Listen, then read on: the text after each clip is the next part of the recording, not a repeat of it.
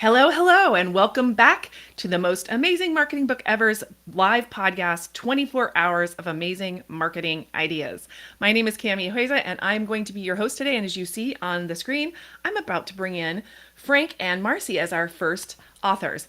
Hi, how are you guys doing? Hi, Hey, how are Cami. things?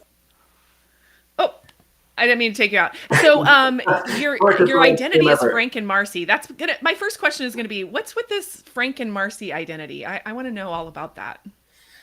Yeah, well, you know, so I used to go by just Frank Prendergast. Then I am also an actor, and I decided at some point, you know what, I'm going to create a brand for the kind of marketing and web design side of things. And then, so I created this thing called Blam. And then when we started working together, we talked about it and we thought, yeah, we'll just keep that brand.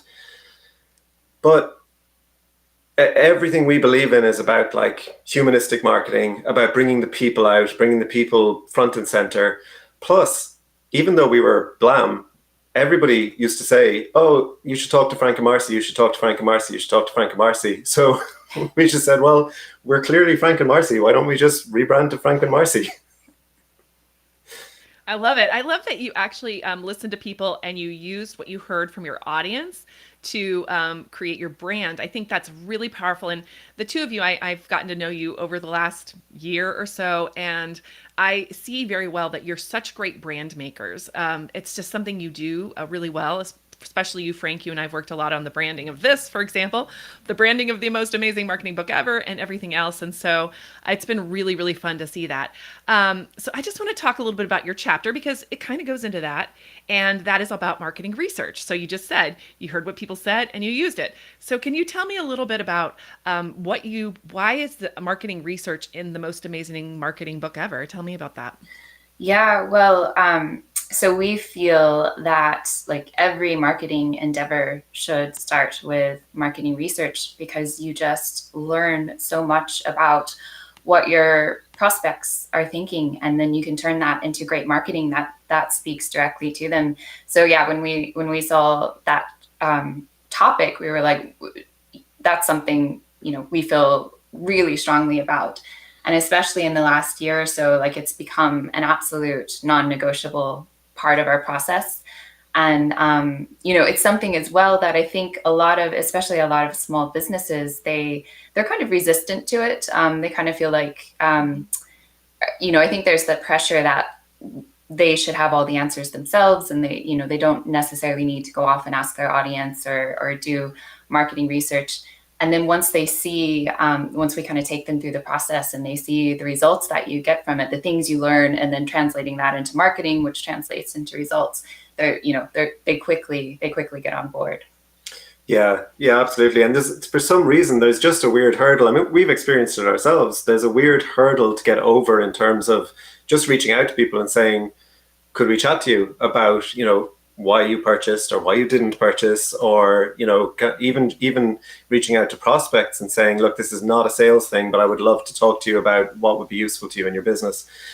There's a weird hurdle to get over, and I don't know why, because it's just a really human thing. And once you get over that hurdle, you realize, not everybody, because people are busy, but there are plenty of people who will talk to you and are willing to give you their insights, and yeah, the benefits are just phenomenal. Yeah. So give me an example of that. Like, give me an example of when something like that worked for you. So I guess it was about a year ago now. We were working on a website project for a client, and we were redoing her offer. Well, it was actually a new offer. So in a way, we were redoing her offer page, but we were also updating the offer. And just, the first thing we did was we just we booked a bunch of interviews with her customers, with her clients, and just questioned them about, what was going on in your life when you started working with her, what motivated you to start working with her, what's changed since, what nearly stopped you from working with her, if anything, and just really dug into all of that. Then we were able to translate that into messaging for the page and copy for the page. And then do you want to talk about the results? Yeah, so I mean, I think in the first 30 days, there was a 77% increase in leads.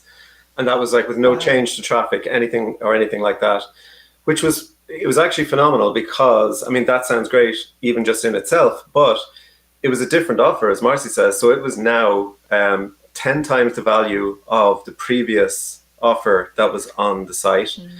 And the leads were now booked calls, not just a website inquiry form. So the value in those leads was massive. So yeah, it can just absolutely transform your marketing. Yeah, really interesting that you said that because what I thought was interesting about that was um, she found out the problem was the offer, which I think you don't know that unless you talk to people, right? So the offer wasn't, you had to beef up the offer. I think that's really, really brilliant. So the other thing is she had you do it instead of her having to do it. I think it's Well, hard to call somebody up and say, well, you didn't like me. So, like, why don't you like me? It just feels a little bit weird, right? I think though, I mean, look, we all, as humans, we have very fragile egos. So yes, I totally understand it. But I think, so in acting, one of the things you learn very early on is that if you want to be a great actor, you have to learn to check your ego at the door. And I think that's actually true of so many things. So, check your ego at the door, reach out to someone and say, totally understand that, your different businesses have different needs. I would just love to have a brief chat with you about why you went with X, if you'd be open to it. And I think you'd be surprised that, it's not going to be soul destroying. There are usually just very specific business requirements that cause the decision. And it's really good for you to know what they are. Yeah, it's great. And so, like, do you prepare the questions ahead of time, or how do you manage that? Well, for interviews, I kind of have a running list of questions that I work from. But the thing with an interview is you don't really know which way it's going to go. So it's good to be able to kind of stay on your toes and be able to ask the interviewee to go deeper, or sometimes it's like, oh, they just mentioned something really interesting, and you end up going in a way you weren't expecting. So yeah, I always kind of have like my questions to you know keep me on track, but then just leave it open and see where the conversation goes. That's really what's most helpful. Yeah, thank you. Well, I'm going to invite a few or say hello to some people. So we've got some people here today. The Grammar Detective, I like that, from Vancouver, Canada. By the way, Marcy's an amazing writer. We were just talking about that in the back end here.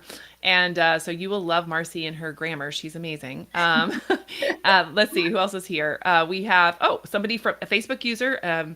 Bought the book today. Thank you guys so much for buying the book. And while we're at it, I might as well throw this up here.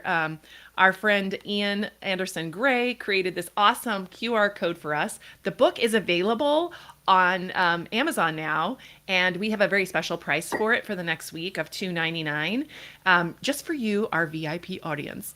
Please scan this and grab the book. We also need reviews. So if you guys are somebody that loves to read books and review them, we need your review. Please review our book. We're cool if it's not great, just like Marcy just said. She said we need to hear everything, so put it up. But we'd like you to say it's great, okay? So I'll be honest. I But don't think people if will. it's not, tell us. Let us know. We want to know. I'm just doing my research. Is this the way you do it? You're doing a great job. Okay, thank you. And Awesome. I think people will So love it. please scan this and go grab it. Huh? I think people will love it. I mean, the incredible thing about Yeah, this I do book is too. that, like, with 36 authors, we are so proud to have contributed a chapter. But reading it when it came out, when we got the proof, I had no visibility until then of what the other chapters were like. And man, it is a good read. And it is so, Yeah. there is so, just you're turning the page and you're like, ooh, that's a really good idea. I need to make a note of that, and I need to go back and revisit that and do something with that. It really is an amazing marketing book. It is. I mean, that's why we named it that, I guess. And thank you, Grammar Detective, for and Ian for inviting you. And hi, Walter. This is my friend. Hi, Walter. How are you doing? Glad you're here. He does promotional products. You need to go listen to session 2 because Sandy was in there and she talked about promotional products in the last session. So you can go back and look at that later. Just send me a DM. I'll link it to you. Also, for those of you who do want to get an instant replay of this, we have created an instant replay. It'll take me a couple of days to put it together because it feeds into this tool called Searchy. It pulls all of the YouTube videos out and puts it into Searchy, and then it makes it searchable. So all of this content from this whole day will be searchable by keywords, by anything. So you have to sign up here to get that because it's going to take me a few days to pull it together. So sign up there. And Marcy's been writing the emails, so she'll probably write an email to you to ask you to come and help us with that. Awesome. So let's talk about the book for a minute. I want to go to your chapter a little bit more about your tips, but first, I kind of want to know why you guys decided to be involved with this project. Yeah, we were chatting about this the other day, and we were trying to remember. I don't know what the timeline exactly was, but I know it felt like we were very new to the community when the idea came up, and so I think I had started to become active, all right, but I still felt in terms of the book, I was kind of like, well, let's kind of watch what happens a little bit. Maybe we should put ourselves forward, and we were kind of talking about it. And in the meantime, another Rise community member, Joanne Taylor, just sent me a message on LinkedIn and said, "Are you like keeping an eye on what's going on with the book in the Rise community? Because I really think yourself and Marcy should be putting your names forward, and you should do it now." and that was kind of the push we needed. We were like, "Oh, you know what? Yeah, we should. Let's just dive in." So we did. So thank you, Joanne, who is another author, and she ended up being the editor for our chapter as well. So we got to work with her for a week or two on sprucing up our chapter, which was really good. Well, you have somebody who wants to read it for sure. So, Niam, is that how you say it? Niam? Or something like that? Niam, yeah. Dylan, she says, as the self-proclaimed president of the Marcy and Frank fan club, I cannot wait to get my copy. And I have to be honest, I'm a little bit of a fangirl too. I'm going to be honest. I have become over the time that I've been working with them. It's been really awesome. That's awesome. So yeah, and there's a lot of really great comments here. Thank you so much. This one's too long to put up, but if you want to go look at it, it's marketing research is important. And that's true about checking your ego at the door, says a LinkedIn user. People are sometimes too scared to hear the answers coming out of research and interviews because of their ego. Not only of their ego, they say, but because it may mean they have to fundamentally change something about their offer, and change is hard. Yes, it is. Yeah, I like to think I'm really good at change, but yeah. We love. What do you say? Yeah, absolutely. No, I mean, again, humans just love consistency and certainty, and we have to work hard to embrace change, I think, but it's just so important. I mean, if there's something fundamentally wrong with your offer, then not changing is the worst thing you could possibly do. It's better to hear that early on before you're years in and at your wits' end, wondering why, frustrated, wondering why nothing's working. So it's good to get that input early on. Well, now that you're talking about that, I would like to hear a couple of the tips that you have for people when they're trying to put together some sort of research. So without giving your whole chapter away, because obviously we want people to go read your chapter, tell me a little bit about what that entails, or give me some ideas, a taste, I guess. Yeah, well, kind of the first thing is like, you're never too big or too small to do marketing research. So it's better to do some than none. And just with, especially in the last few years with the rise of digital tools, like it's become so much more accessible, so much easier. You can hop on Zoom to do interviews. You can, there are so many survey softwares out there that you can run a survey. So it's just familiarizing yourself with those digital tools and getting comfortable with them.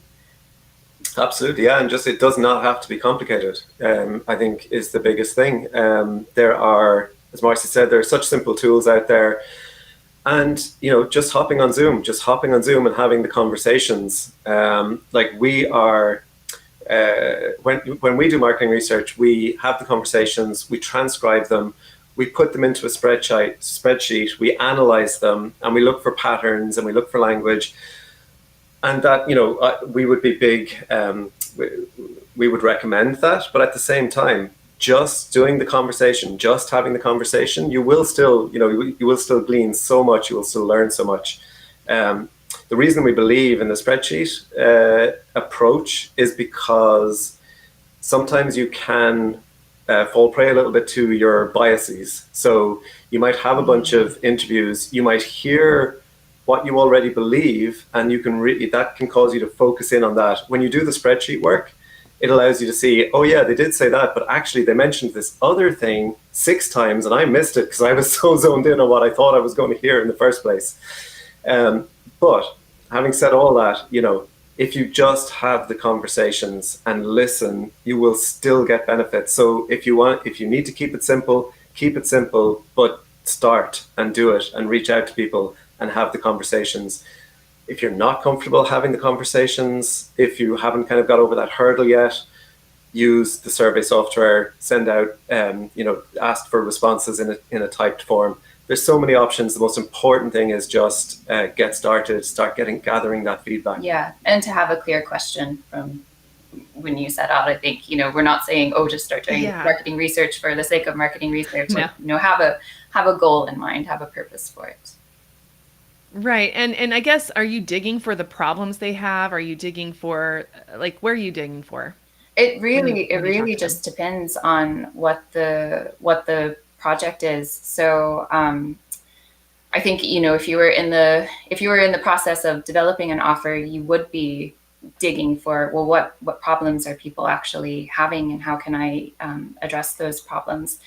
Whereas, in other cases, we've been we've been wondering more like, oh, how does the solution actually fit into the customer's lives? As in, how do they perceive it? What are, we might think they're attracted to it for these reasons, but it might actually be these totally different reasons over here. So, it really just depends on what you're looking for. If you're looking for pains, problems, if you're looking for desired outcomes, if you're looking for obstacles that get in the way along the buyer's journey. So yeah, it can uncover so many different things. Yeah. And the thing so I like the idea, while you're just starting there, Frank, when you put that into your spreadsheet, could you give me could you show a little bit of the how? Just give me a little bit of a taste of what that looks like. So the first thing, if it's an interview I've transcribed, I just start breaking things into themes, like, well, this was a driver to purchase, this was an obstacle to purchase, this was, an anxiety that came up along the way that they were able to overcome or that they weren't able to overcome. So I just start, breaking things into those themes, and then within those themes, start looking at the specific things that are coming up. And that's kind of, with interviews, you have a lot of meat to work with. Whereas, with a survey, you might have hundreds of responses. So you're kind of quickly going through, breaking things down into broad themes. And then you start kind of categorizing them more and looking for, well, that's something we didn't expect, or yeah, this kind of falls in line with what, what we were thinking, especially with surveys. And you were alluding to this earlier. I know there was one recently where we were pretty sure that the main objection was going to be price. So when we were just looking at the spreadsheet, we were like, yeah, price is coming up over and over and over. You actually ended up making a pie chart about, for what was mentioned the most, and it was actually location that came up the most. So had we, gone on instinct, we would have been operating under the assumption that price was the biggest objection, when it was like, oh, actually it's something completely different, and we would have been going in the wrong way. Really, really interesting. It reminds me of the old style focus group research, because that's kind of how you do focus group research. You have a group of people and you categorize everything they say into buckets. That's kind of what it reminds me of. I've done a little bit of that in my past, exactly. But so really interesting. Really, really interesting. So that being said, so that's kind of what are people going to get when they read your chapter? What do you expect people to get out of your chapter when they read it? Well, we really tried to make it as actionable as we possibly could. So I think hopefully they will be inspired to get started doing marketing research if they haven't already. And then there's some really solid tips in there, some really simple things you can implement. I think one of the tips we even talk about, like, look, just do this one thing. If you do nothing else, do this one thing. Yeah. So I think there are lots of like concrete takeaways in the chapter that will allow you to just finish reading the chapter and go and start your marketing research straight away, immediately. That's amazing. That, to me, that's an amazing takeaway. I mean, that's powerful. It could change somebody's whole business, just that one chapter. And that's how what this book is full of. Like it's full of these chapters, and there's something in each chapter that you can take away, and it's meant to be that way. It's structured that way. So, by the way, I just want to let people know, and while I talk about the book, I guess I should put up the QR code about the book. I'm doing my sales, right? My marketing is good. Okay, here we go. So here is the QR code about the book. You can scan this and go grab a copy today. I just ordered my paperback today, and they say they're going to get it to me by Friday. I cannot wait Nice. to hold this thing in my hands. Unbelievable. Anyway, so go grab it. But what I think is really interesting about the book is that each chapter is 1,500 words. So they're very actionable. They're very short. You can read them in one sitting.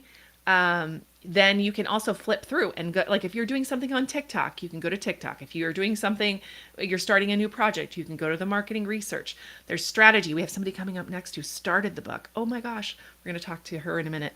But just, where are you at and what do you need? And you can just open it like a guide. It's like, I think that's the most amazing thing about that book is it's a guide. For anyone, you have to have it like the dictionary on your bookshelf. So I'm excited to have it on my bookshelf for the same reason. And what's cool about all of these authors coming together is that everybody has a different area of expertise. And not any of us can be an expert in all 35 areas that are in there. So, someone scanned the QR code. It said, thank you, whoever you are. Somebody else scan it too. This is cool. Like, so Restream pops up and tells me when you scan. So let me know you're scanning. It makes me happy. Okay, cool. So that's what I'm going to say. So that's my little ad break. And coming back. So that's really it, right? So what do you hope people get? Like just one thing to take away. That's great. Who wrote most of the book chapter? Oh, that's a really. I should have asked that. Yeah, no, that's a really good question because we were laughing. We were laughing about this when we were chatting about coming on. We were like, "Yeah, will we share? Will we share about the big fight we had?" Oh yes! Oh my gosh, tea. Okay, because of I've course, got tea right here. So tea. We had never. I don't think we'd ever really co-written something before. Like we work on each other's material. Frank's like an excellent editor, so basically nothing that I write goes out the door until Frank has looked at it, and you always have really good suggestions, and you're really good at pointing out the weaknesses. And then meanwhile, I'm learning about writing because I'm nowhere near Marcy's level, so I'm learning from Marcy the whole time. So everything I write goes through Marcy. But we'd never co-written something like that before, and we didn't sit down and figure out how this was going to work. Yeah, we just sat down and started doing it. So I started my process, Frank started into his process. And then we were both like, no, we're doing it this way. So I think in the end,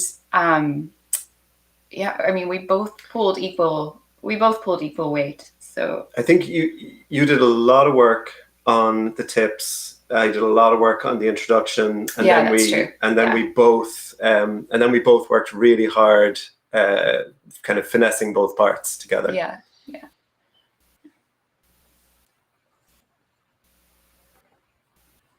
You may have lost you for a second there. I think you're back. We had a little bit of an issue, but just say that you said, and then you both, we're back. We're all back. You were kind. I don't know if it was me or you, but one of us had a little bit of a blip.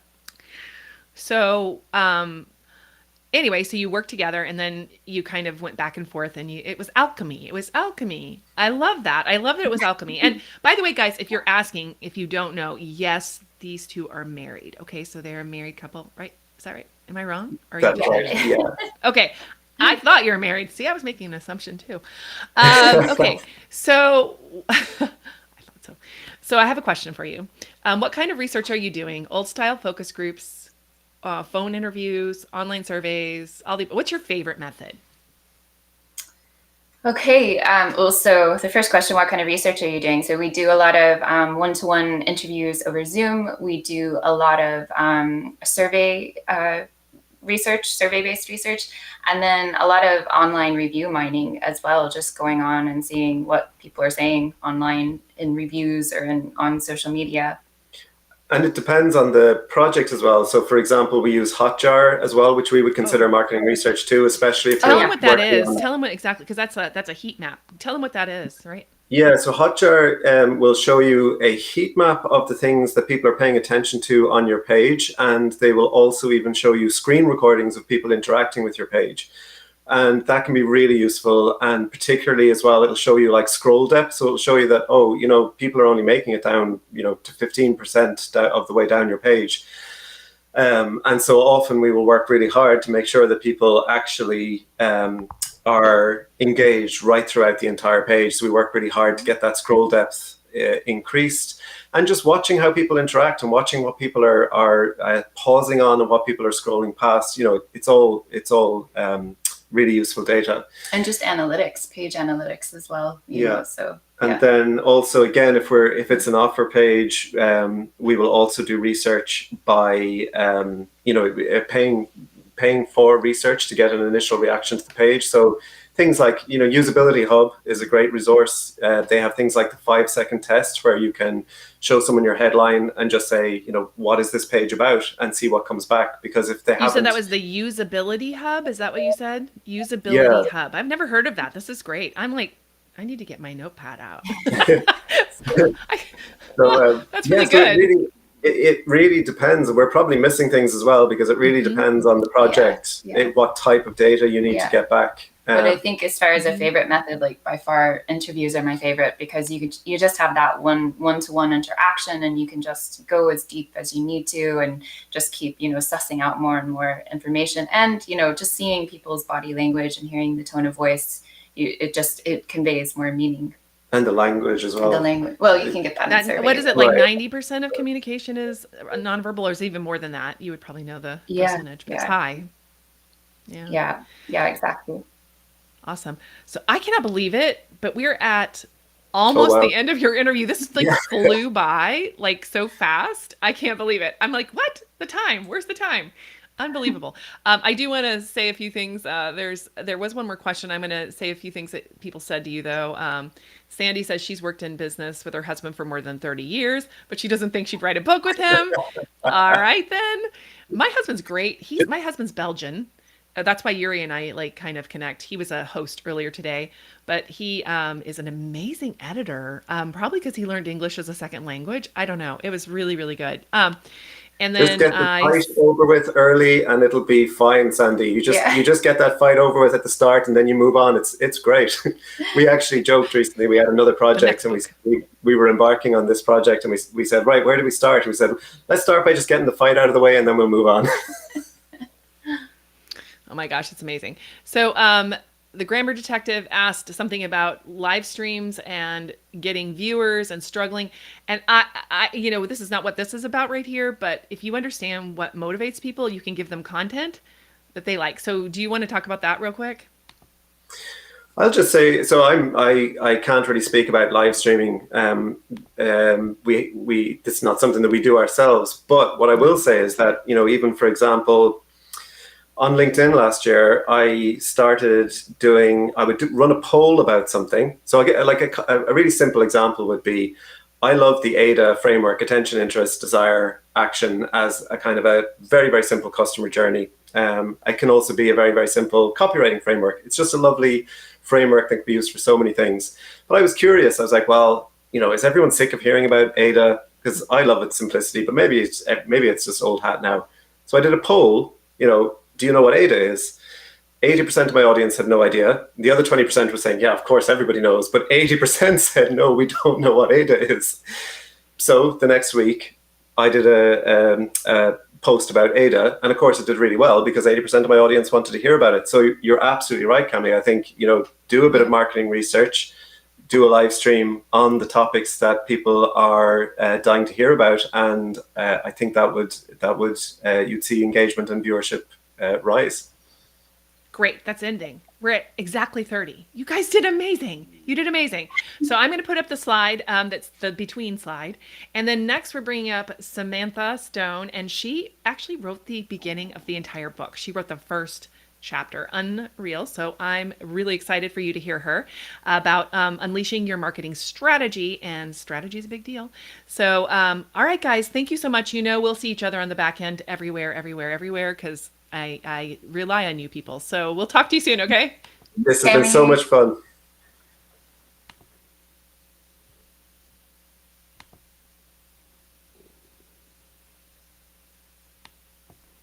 And just like that, we have Samantha Stone.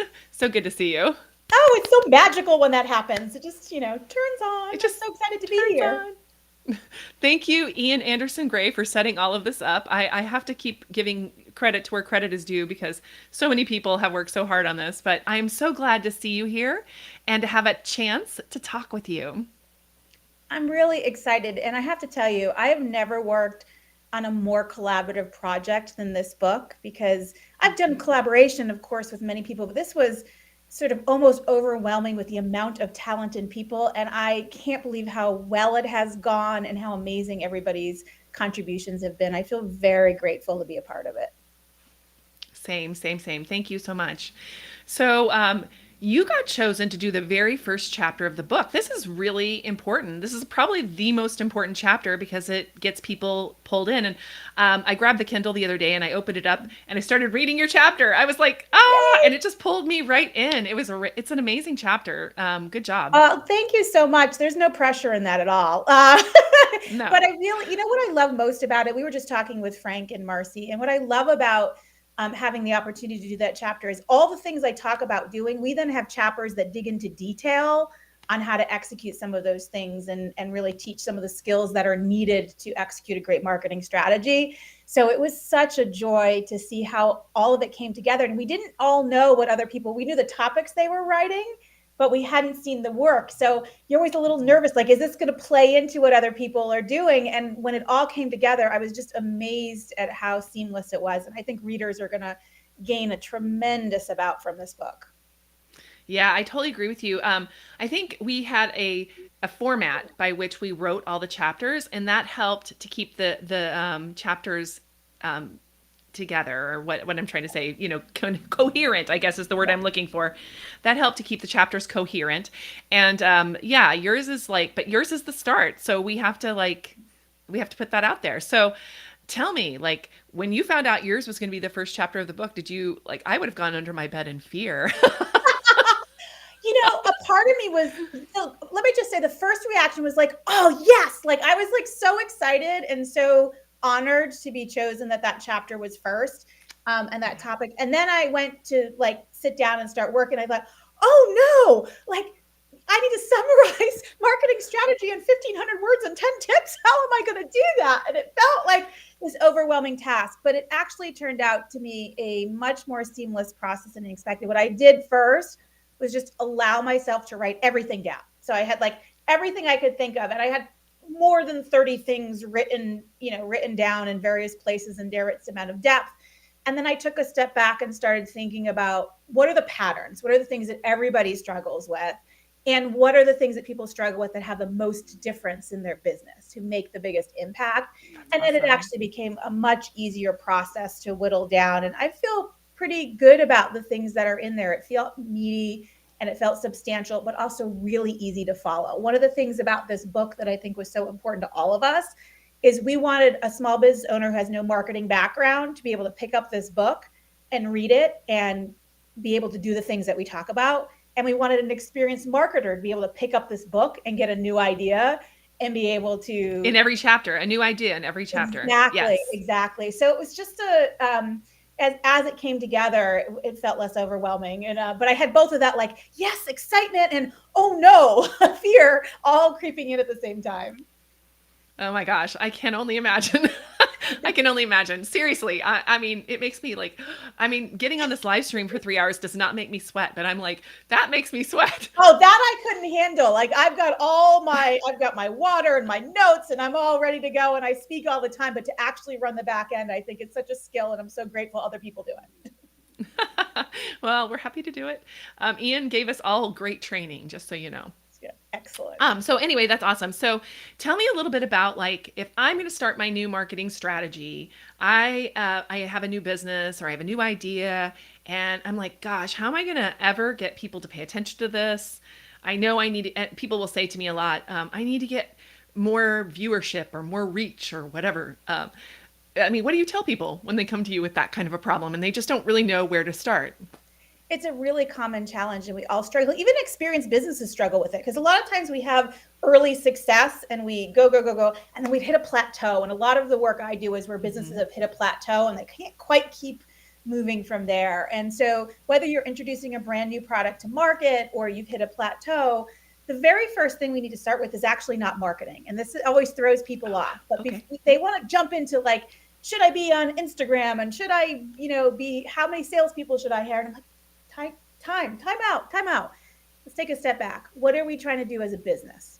Who are we trying to serve? Who are we great at serving? Where will we make money, right? Because Money. Oh, right? Money. Do we need to make Most money? of our businesses are about making money. Now, if I'm a nonprofit, money might be not the way I think about it. I think about it as donations. But at the end of the day, we're all trying to grow in some substantial way. So the thing with marketing is we first start with the business. What are we trying to accomplish? And what do we want to be our long-term goals? And then the very next thing we do is hone in our audience. Because one of the common things, Cami, that people constantly think of is what you just said, is I need to expand reach. But it's actually, in most cases, not what we need to be doing. We actually need to focus on the audience that we can best serve. And I'll give you an example. One of my very first consulting clients 12 years ago, I had been in-house for many years, and I started this practice, and they brought me in. And because it was my first consulting client, I agreed to sign an agreement that I would never do today that said that I will increase your number of leads by whatever the percentage. Oh, you did not. You didn't do that. Say exactly that, but it was very clear that's what they wanted.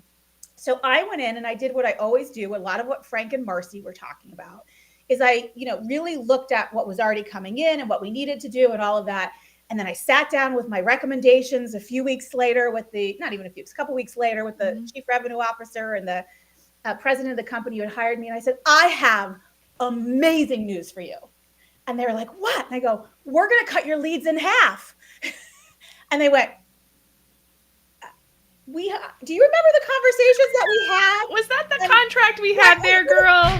But in deference to them and in fairness to them, they listened with an open mind, some skepticism, but an open mind. But I explained to them, you don't have a lead volume problem, you have a lead focus problem. So much of what you're putting into this pipeline is useless and you're wasting resources. And I broke down where that was. And we agreed on a better ideal customer profile that we could really serve. And that, combined with some other things that we did, now knowing that that was our audience and more deeply understanding the audience, we grew in 6 months revenue 20%, and we cut almost 2 months of the average sales cycle length out. Those are really meaningful. And by the way, we spent not a penny more in marketing than we were doing before. And we did, in fact, cut leads in half. But it was the right thing to do for the business. So when we talk about strategy, that's what we're talking about. How do we focus and how do we use our resources most wisely? So it's like do more by doing less. I love that. Yes. I love that. Now, do and just more to be by clear, doing less. There are Not times always. when you have to grow, right? And you have, Sure. because especially if I'm introducing a new product to market, or I'm opening a new store, or I'm doing something where no one knows me, that's about growth. But it's still growth in a structured way and in a focused way to get to the right audience who you're going to best be able to maximize those interactions. Oh, that is so powerful. Thank you so much. That's such a great example. So what do you think is the biggest mistake that business owners make when they're stepping up to this plate? We overcomplicate strategy. Honestly, I think two important things. One, we overcomplicate it. We feel like it's getting an MBA from business school, and I've got to build my 5-year plan, and I got to have all these complexities. So that's the most common challenge. And because most businesses, and in fact, particularly small businesses, but all businesses, never have the resources and time to do the big complex stuff, it gets pushed off and pushed off and pushed off. The other mistake we make is we confuse chasing a shiny new object with a strategy. So people will say, Ooh, what's our LinkedIn preach, strategy? preach, preach. Right? Usually, Yes, what's preach. our AI? I can't tell you the number of meetings I've walked into in the last 6 months where the conversation starts, what's our AI strategy? No, no, Oh, no. geez. What's our business strategy? What's our Yeah. audience? And then what tools do we need? And sure, there'll likely be an AI component to that, but that comes after. It's not where we start. Every decision we make should be serving the overall business goal and objectives. Then we can make the tactical decisions about what tools we use, what talent we need on the team, how we're going to go to market in the most effective way. Yeah, and I think that's usually when people are asking for a strategy, they're asking for a tactical plan. I have found that to be true. 100% all the time, all the Yeah. time. So And usually, I mean, I usually deliver a tactical plan with the strategy because people yes, they don't understand the strategy that is, otherwise. it's interesting that you say that because one of the things I tried to do when I was balancing this chapter was Yeah. to build the strategy that gave direction to the tactical plan. So a section in there talks about the right channel mix and what things do you think about your audience to help direct you toward that. We talk about pricing. So we have to mix go-to-market strategy with a tactical plan, or it A, never happens. People don't execute against it. Right. And B, we lose some of that insight, and sometimes people don't understand what it is. The good news is most of the clients I'm looking for do want to start with strategy because I think just the nature of my work and why I'm engaged in those situations. A lot of times I'm there to help bridge a gap between sales and marketing, where sales and marketing have some friction between them and aren't always on the same page. But we got to find that before we can talk about the specific Yeah. activities and the campaign Yeah. calendar and all of that, we need to put it in the context of the broader business and what we're trying to accomplish. No, I think that's really important. Like, what is it you're actually measuring against? Like, for example, for this book, our big thing, we it's shifted. Like at first, our big goal, get as many people on the email list as possible so that we can tell you whenever the book's available. It makes sense, right? And now we're going to probably shift into how many people are buying the book and where that's going. So you have to also shift your measures too, right? 100%. And that's really critical and important to figuring out what we need to pay attention to and focus on is those things. I was just looking, Katie wrote a really funny comment there, but I like chasing Yeah. shiny new objects, right? And Oh, yeah. Let me it's, go look at that. yeah, and I'll it's pull it up. true. We do like to do that. And you know what? There's nothing wrong with chasing things and learning. Like I'm constantly learning things and I'm constantly doing my own research. I attended an MIT class that was on AI strategy for businesses. It was like a 6 or 8 week leadership course, and I took that. And it doesn't affect my work at all, but I wanted to understand it better. And there's so many things that are out there. The problem is when the board and our leadership team are focused on those things and they get in the way of applying them to the right strategy objectives. Yeah, I used to say something like always measure over the head of your client or over the head of your boss, Yeah. in the sense of always have like their thing that they want to measure, which doesn't make any difference, like how many people liked this thing or whatever. But then what? Measurement is one of the most important things that I talk about in this chapter because in my Great. experience, the single most important thing you can change if you want to have different outcomes, the single most important thing to change is what you measure. That example I gave you at the beginning of the company who was measuring leads became not a measurement for us. We looked at conversion of rate from lead to meeting or demonstration. We looked at pipeline growth. So yes, in the back end, marketing was measuring leads so we could track and forecast, but we weren't held accountable to that anymore because what it was causing when we were accountable to a lead volume is the marketing team was Junk. working really hard and they were buying lists and they were putting things in there, but that stuff wasn't always converting. So it was the wrong measure for that problem that they were trying to solve in that moment. There are times like you described where building the email list is the goal at a stage in our business. And so, that is a volume game, but we have to figure out what we're trying to accomplish first. No, that is so, so powerful. By the way, go grab the book. Go grab the Yes. book. Here's the QR code. You can scan it. Ian made these for us. And by the way, when you scan it, it tells me somebody just scanned the QR code. So please scan it because it's really exciting on my side of things. So definitely scan this. And we have the book. It's up right now on Kindle for $2.99 just for the next week only. And then it goes up to the regular price because we're looking for people to review the book, to look at the book, to give us feedback. Because, yeah, I think you're going to really love the book. I really do. And so I would love it if you would scan this, go buy the book for us. And if you have a minute, like leave a little review. That would be super awesome. That is also one of our measures right now. We have to get reviews because Amazon won't show it to anybody unless you review it. And it needs to be real people who bought the book. So Yes, we're not reviewing the book absolutely. ourselves, guys. Okay? Huh? I have to tell you, I love looking. So I published a book a few years ago, and it Yeah. still sells regularly. And whenever new reviews come in, I don't see it all the time, like an automatic feed, but I check it. And it's so rewarding to see what people are saying and what they find. So I hope lots of people will take advantage of the $2.99 Kindle offer. You can't beat that. Yeah, you can't really beat that with, yeah, I was like, wow, this is really good. So yeah, definitely grab the book. But, so what would you hope that your chapter would inspire for people that are reading it? Tell me what your greatest hope for this book is, especially around your chapter, but also kind of in what it is for you. I really hope that people will read this chapter and all the chapters in the book and take a moment to take a pause and think about what they've been doing. Even no matter how successful we are, there's opportunities for us to become more efficient. There's opportunities for us to become more focused. There's opportunities for us to get more reward for our work. I was working with a services company very recently, and they have a very successful business, and they make money, and they have returning clients, but they're not finding fulfillment in the work that they're doing anymore. And they have a couple clients who have a different service than most, and they really want to transition their business to that new line. Well, that's awesome. We're going to work on how do we position that? How do we transition that? How do we grow that? Because work isn't just about money. It is about fulfillment as well.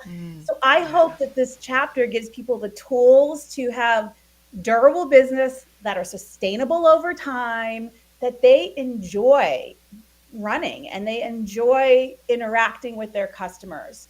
And when we do strategy right, it gives us the opportunity to do that. And when we don't, we have to chase just closing deals. It becomes transactional, and sometimes it becomes painful.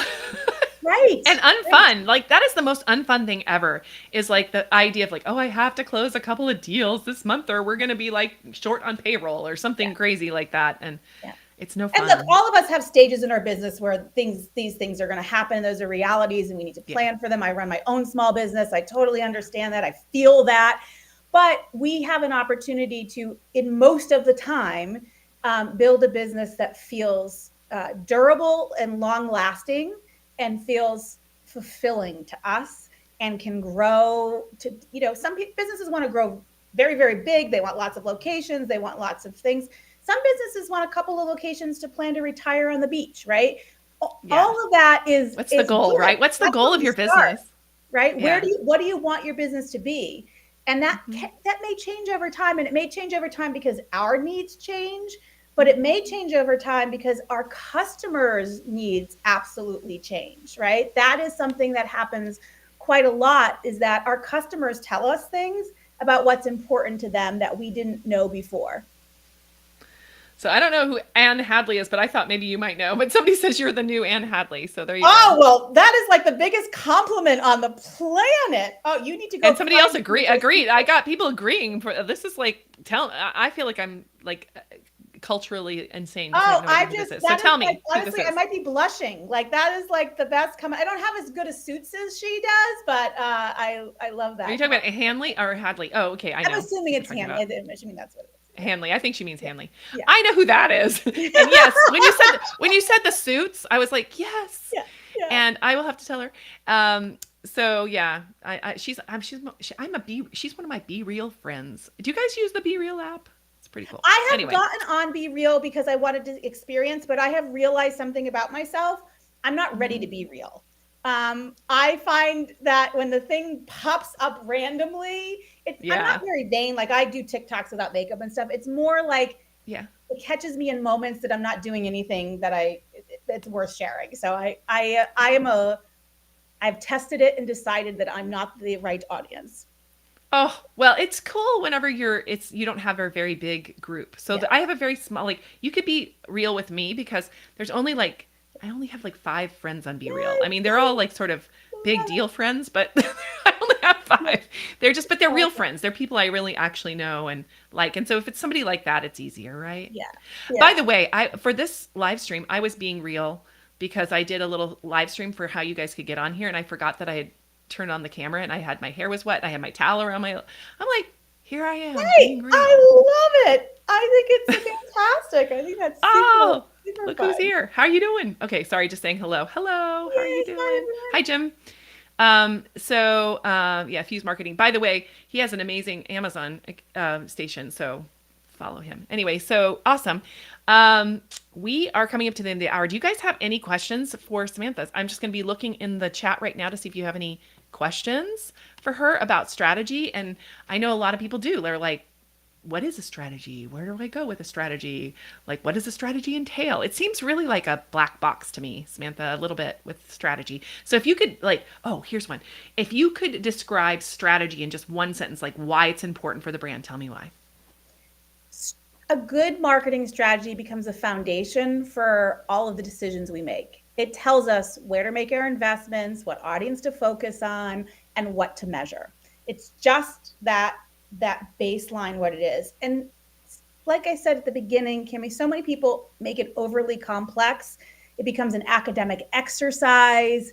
We lose sight of what we're really trying to accomplish. And great marketing strategy isn't hard. You just have to be thoughtful about it, and you have to really understand, what am I trying to do and what does my audience care about? Yeah, I only heard you just say 3 things, so that's not hard. I could put those on the back of a cocktail napkin during a Every drink with great you, idea should be like written at on the Mark's back of a house cocktail or napkin. whatever soon. Yeah. Yeah, I love it. Awesome. I'm seeing if we have any other questions here. And if not, then I'm going to ask you kind of my penultimate question, which is if you could leave people here that are listening with one thing today that, and here, I love this. Yeah, Frank says, I love this. Don't let your strategy become an academic exercise. So, so good. Because I think we overthink everything. I know I overthink everything. We do, So and I the don't know about moment we y'all. use the word strategy, it like instantly makes us overthink things. Yeah. So like I'm just going to ask you one thing. Like if you could say to the people who are listening here, what's the first thing that they should do to start besides of course reading our book. But besides that, what would be the first thing you would tell them to do? Because I don't want you to give away all your tips, but maybe one, like just give me one that's maybe an aha moment. The very first thing they need to do is talk to their customers and their target audience.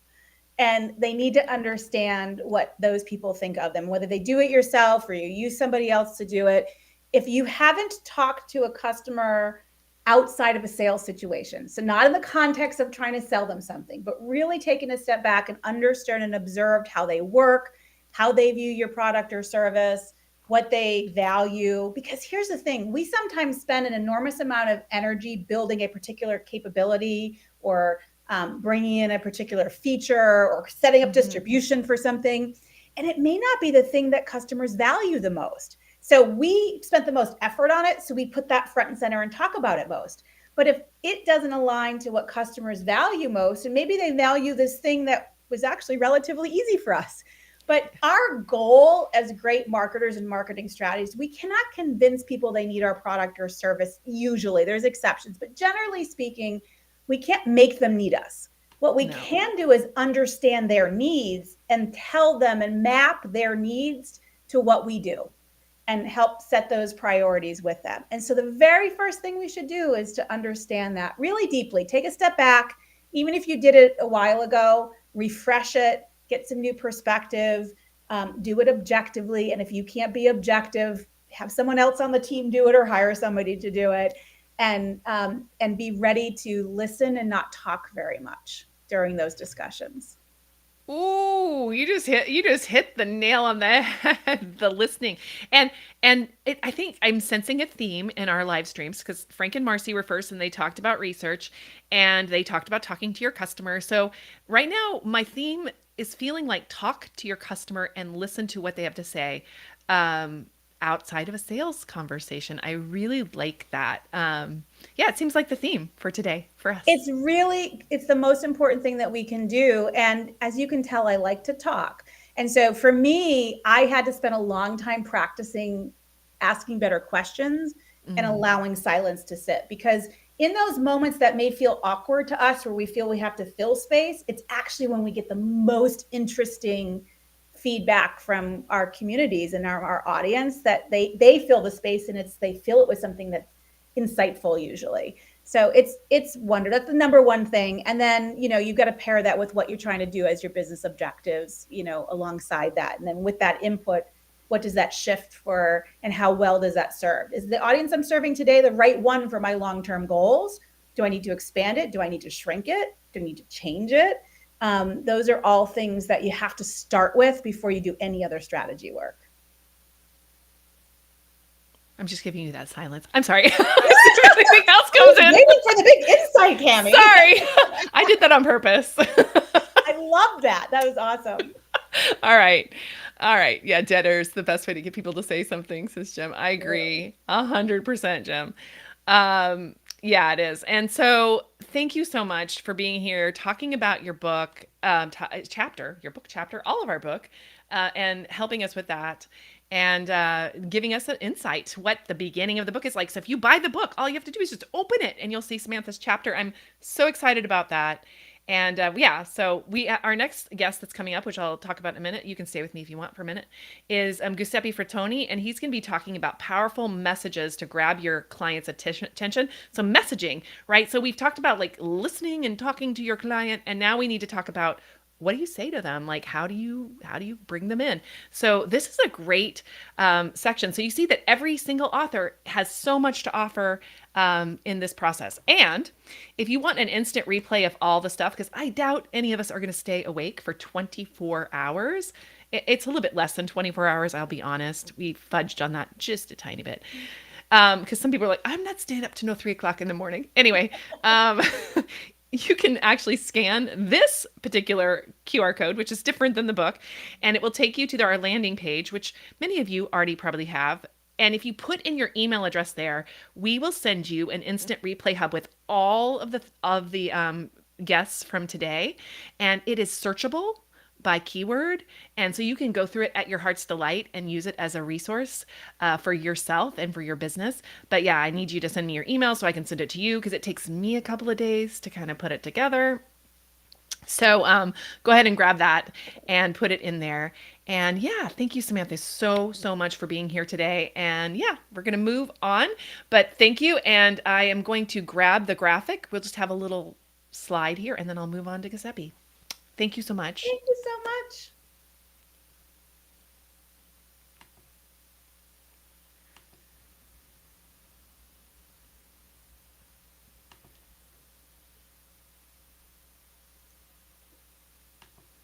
And now I'm fading in. Giuseppe, how are you doing? You're great. Here. Thank you. Yes, you're here. It's late for you, or getting there, huh? A little bit. No, close to dinner time, I'll say. Dinner, okay. Hopefully we won't keep you from your dinner. Awesome. So I'm really excited about your chapter, because I think it's the thing that most people are struggling with often, and that is messaging, right? Like, what am I supposed to say? How am I supposed to say it? So I'm looking forward to talking to you about that. But first, can you tell me a little bit about why you got involved with this book project and kind of what it's meant to you? Yeah, of course. Well, of course, I would say probably two main reasons. One is that has Mark Schaefer's name on it, and I've known Mark Schaefer for many years. I mean, we've connected when he published his first book, The Tao of Twitter, and we've been in touch. I mean, he's been a guest on my podcast. I wrote a blog post for him. And so when he created the Rise community, and this project was in the brainstorming phase, I said, okay, I got to get in. And so I sort of volunteered to write. And the second reason is that, I played for with the idea of writing a book for a long time, but it sounded like too big of an effort. I mean, Yeah. writing 250 Doesn't it? pages Me on too. my own, yeah. And so starting with one chapter, and actually my chapter, I co-wrote the chapter on messaging copywriting with Yes. Al Boyle, which will be on the live stream later today. So it was half of a chapter. So it was really a very fun experience. I mean, we had a great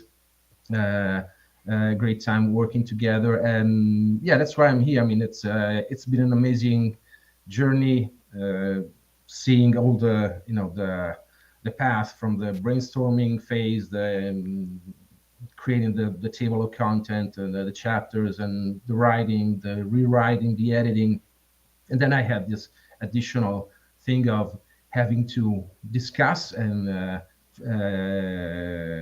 Collaborate. Yeah. collaborate with another author, and then creating the audio version and being involved in the marketing. I mean, it's been an amazing experience.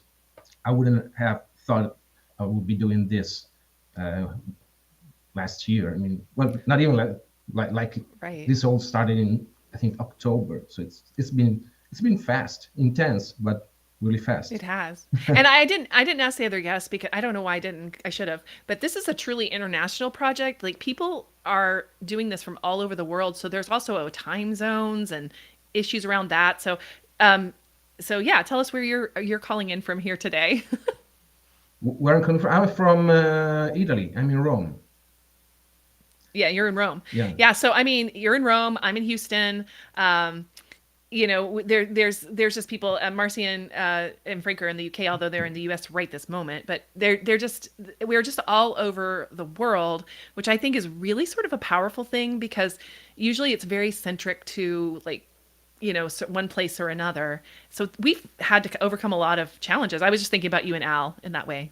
Yeah. Yeah, I mean, luckily, I mean, he's sort of in the East Coast of the United States, so we have, I think, 6 hours of time difference, and Not bad. We found a time that was good for both of us, and so that wasn't a problem really, and it's been an amazing collaboration with Al, and yeah, so it's incredible what this technology allows us to do, to connect, to have Zoom sessions for the brainstorming, and then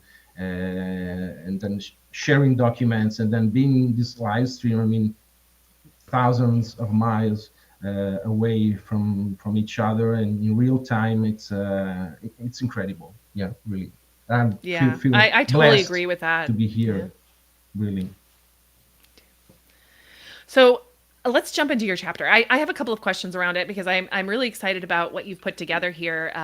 So this idea about messaging, I think it can feel sometimes very impersonal and sort of distant. And so can you give me a little bit of an idea of how you come at messaging? Like, what's your philosophy on messaging? Well, my philosophy on messaging in marketing is that it's where the rubber meets the road. Really, I mean, you do your research, you study, you collect data, but then it comes the time to put a message together. And to me, is the most fun activity in marketing, because it's when you get to communicate with other people. I mean, you are talking with people that need your services or your products. And if you do that the right way, it's just an amazing experience. And so, I mean, and for me, this the reason why I was attracted to this particular activity in marketing is because I have a completely different background. I've been a lawyer and an attorney for more than 20 years. So this idea of speaking and writing to convince other people, like the jury in a trial. I was going to say, you've done this. Like, this is very important. It was very natural for me. And so yeah. Now, of course, marketing is different. is usually more fun than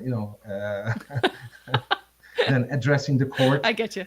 during a trial. But Yeah. I mean, it's something that I think I've done for all my working career. When I started doing dealing with marketing, doing the first projects almost I think 15 years ago, maybe, yeah, something Yeah. like that. Oh wow. Okay. Yeah, And I understand. I'm kind of with you on that.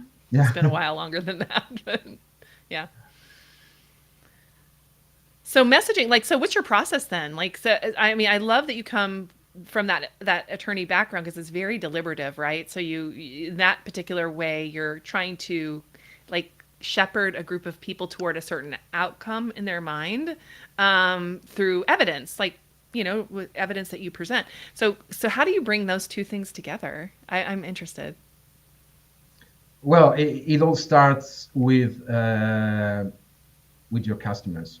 You have to know them very, very well. I mean, this is the number one thing that you want to do. You have to really, the first uh, program that I took, first training that I took on copywriting. I heard this thing that I think is very descriptive. I mean, you should have a clear enough idea of who your ideal client is that you should be able to picture them in front of you when you're creating your copy. You should give them a name, like talking Mm. to a friend, to really connect with them. And it all starts with the research, and you have to collect as many different data as you can. Of course, demographics, so locations, age, gender, and that's only the beginning, because then you have to also study their worldviews, the things that they are involved in, the causes they support, the lifestyle that they love. And when you put all these elements together, you get a clear idea of your ideal client, and then you start to talk. I mean, or to write. I mean, that depends, of course, on where your copy is going to be published, and yeah, that's essentially the process. So the research first, and then you create the message that speaks to their needs, because you know them very well, and trying to use their same words when they describe their Yes, the same problems. language. I appreciate you said that. Thank you. Yeah, that's very important. I mean, you have to speak the same language, and copywriting. There's probably a slight, well, not a difference, but a different angle, because the message is essentially what you say in your copy. I mean, what you communicate about the things that you do, your product, your service, how you help people. The copywriting is the technique of crafting a message that's memorable, that can bring them to take some sort of action, essentially. So connect with you, Yeah. subscribe to your newsletter, buy something, whatever. Yeah, I love that you're saying you're driving into an action. Could you give me an example of something that you did like that? Just so that people can get an idea of like just in the real world setting how that would work. Oh, I mean, this I think happens in every kind of marketing message that I have created for my clients, and not only on sales pages or things like that. It can be as little a call to action as asking them to comment on your blog post, to Ooh, try yeah, that's to a good to point. start a conversation, or maybe share your Facebook update. It's just a way to, because people sometimes like what they see and what they read, but if you don't tell them, they don't know what to do next. I mean, you have to guide them through the process. So, and maybe just a little, hey, if you liked this post, why don't you share it? Why don't you comment? Why don't you whatever? I mean, it's Yeah, not. why don't you guys do that? Like, if you are liking this live stream, why don't you share it wherever you are? Yeah. We would love it if you would share our live stream today out to your audience so that we could get more people to hear this amazing stuff. Thank you, Giuseppe. You helped me. Good reminder. Yeah. So I think that's amazing. So do you have like a case study where you like a situation where one client, this really made a huge difference for them in their business that you can think of? Um, Putting you on the spot. Sorry. no, I don't think I have. I mean, one example that mm, that's more relevant. I mean, this is something that I've Just baked into everything you've done, right? yeah, it's just do all the time, and then I teach my clients to do all the time. And yeah, maybe one example was particularly interesting. I was working with another. The client was another lawyer who left a big law firm and started his own practice. And he was very skilled, very experienced, but didn't have any experience about marketing. Didn't want to market Right. himself. And so yeah, we just created basically a blog where he talked about legal issues around his particular area of the law, and to build an email list, just asking readers to comment on those blog posts.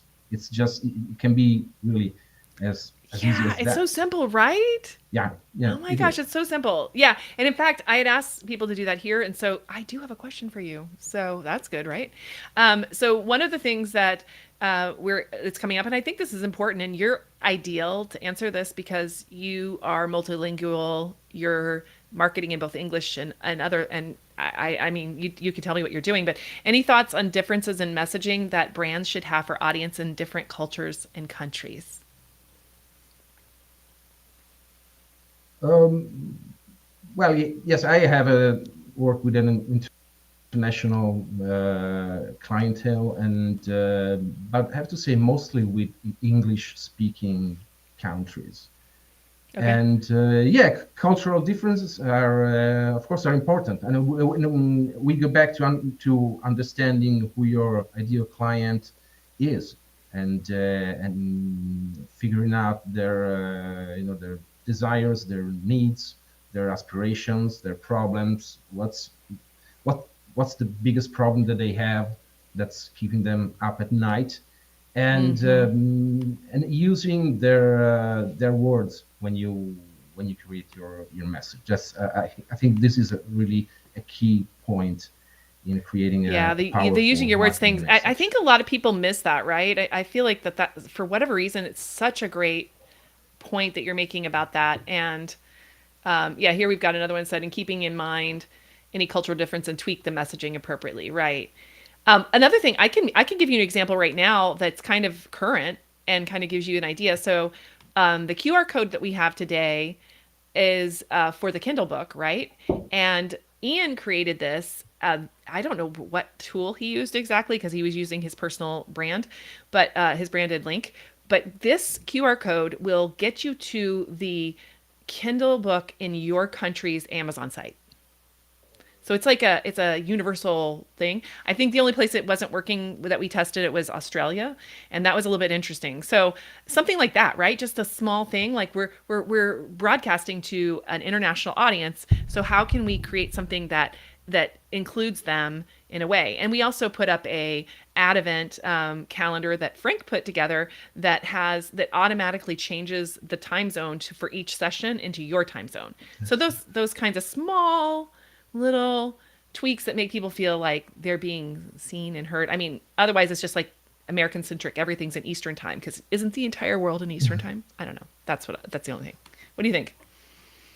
Yeah, you're right. And then, I when we were booking our slots for this event, I made a mistake because on the registration page, all times were Eastern time, Yep. and it was kind of strange to me because those tools these days They usually do automatically that. They were supposed to. I convert. don't know why I didn't. Yeah, Right? yeah, and that was a bit awkward. So I have to say, Glitch. okay, sorry, I, I have to change my slot, please, because I booked for midnight initially, Right. so it wasn't very comfortable. Yeah, I don't blame you. So and I think that's the thing too, is also understanding that you have to make, adjustments for these things, right? So as you go along, and messaging is really important in that too, because communicating to people what's going on and hearing what they have to say. And often I think business owners, they get a lot of complaints and they like to just close their ears a little bit to the complaints, but those are just like, signposts of what you need to do differently, right? So, Yes, of course. I mean, and every kind of feedback, of real feedback that you have from a real person is gold for marketing. Because oh, yeah.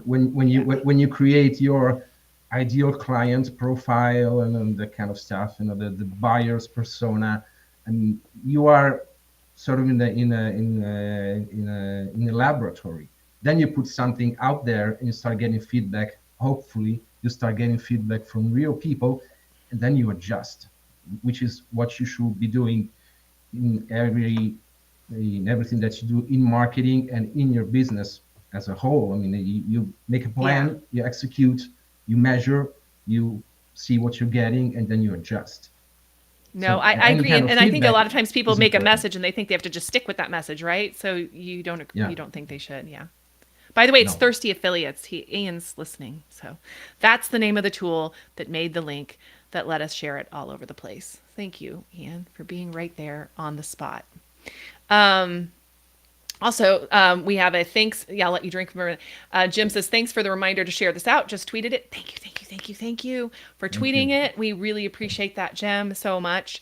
Also, Zach said he did it. He has checked it off of his list. He shared it out. So thank you for those of you who've shared it out today. We really, really appreciate it. Yeah, cool. So tell me, like, if you had one thing you would like people to get out of your chapter, at yours and Al's chapter, what would it be, Giuseppe? Um, yeah, I think um, approach your marketing, yeah, with curiosity, with Yeah. an experimentation mindset, and don't fall in love with your ideas, and see what happens. And see, look, we go back to the that concept. See what's happening when you're putting your message out there, and the Mm-hmm. feedback that you're getting, and then you can adjust. Sometimes people just do a lot of research, and they get too fixated with something, and they don't want to change because they say, okay, I've spent so many time on this, and this has to work because I've done my research. But again, Yeah. the research has to be measured, has to be put in action, and then you have to measure the results that you're getting, and you have to be ready to adjust, to correct, to tweak what, and then if something you realize that something is not working, you stop doing it and you start doing Mm-hmm. something else. But when you take action, you put something out there, you publish, you ship something, is where you get real feedback, and you on that feedback you can base everything that you do later. I love how you say don't fall in love with your own ideas, because to me, that's hard, because if you're an entrepreneur, especially, or a small business owner, it's like you have something in mind specifically, right? Yeah, yeah, Do you true. And do you find people won't let go? yeah, and one of the again, one of the first training that I took when I started this, when I shifted to this new career, this the teacher had this sort of mantra, and he always said, everything is a test, everything is a test, everything is a test. Don't forget this. I mean, if it goes well, okay, you keep doing it.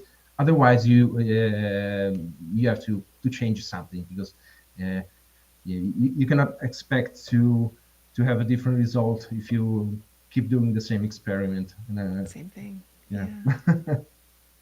No, actually, it's just funny you say that because that used to be like a quote that I lived by, like when I was a little bit younger. But you can't expect different results from doing the same thing yeah. over and over again. I think it's Um, attributed mhm, to Albert Einstein. I don't know mhm. if it's true, but True or not? yeah, Yeah. I think it's very cool. Yeah. Yeah, I like that too. I love that. Let me see if we have any questions. If you guys have questions, definitely throw them in the chat. We have a few more minutes here, and I would love to get some questions in. Um, I love Samantha. She just kind of put what we put. Yeah, she just wrote it up for us. Thank you, Samantha. Brilliant. This is one of the hardest lessons we have to learn. Don't fall in love with your own words. So important. It's kind of like what we learned too about co-creating things with your audience.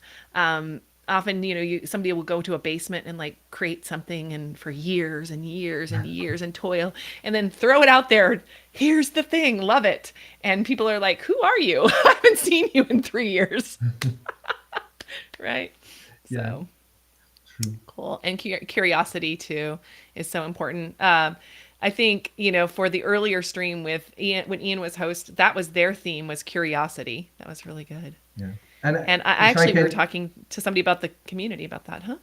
add one more Go ahead. thing, try to have Sure. fun. Try to have fun with what you do, because otherwise, I mean, being in business is hard.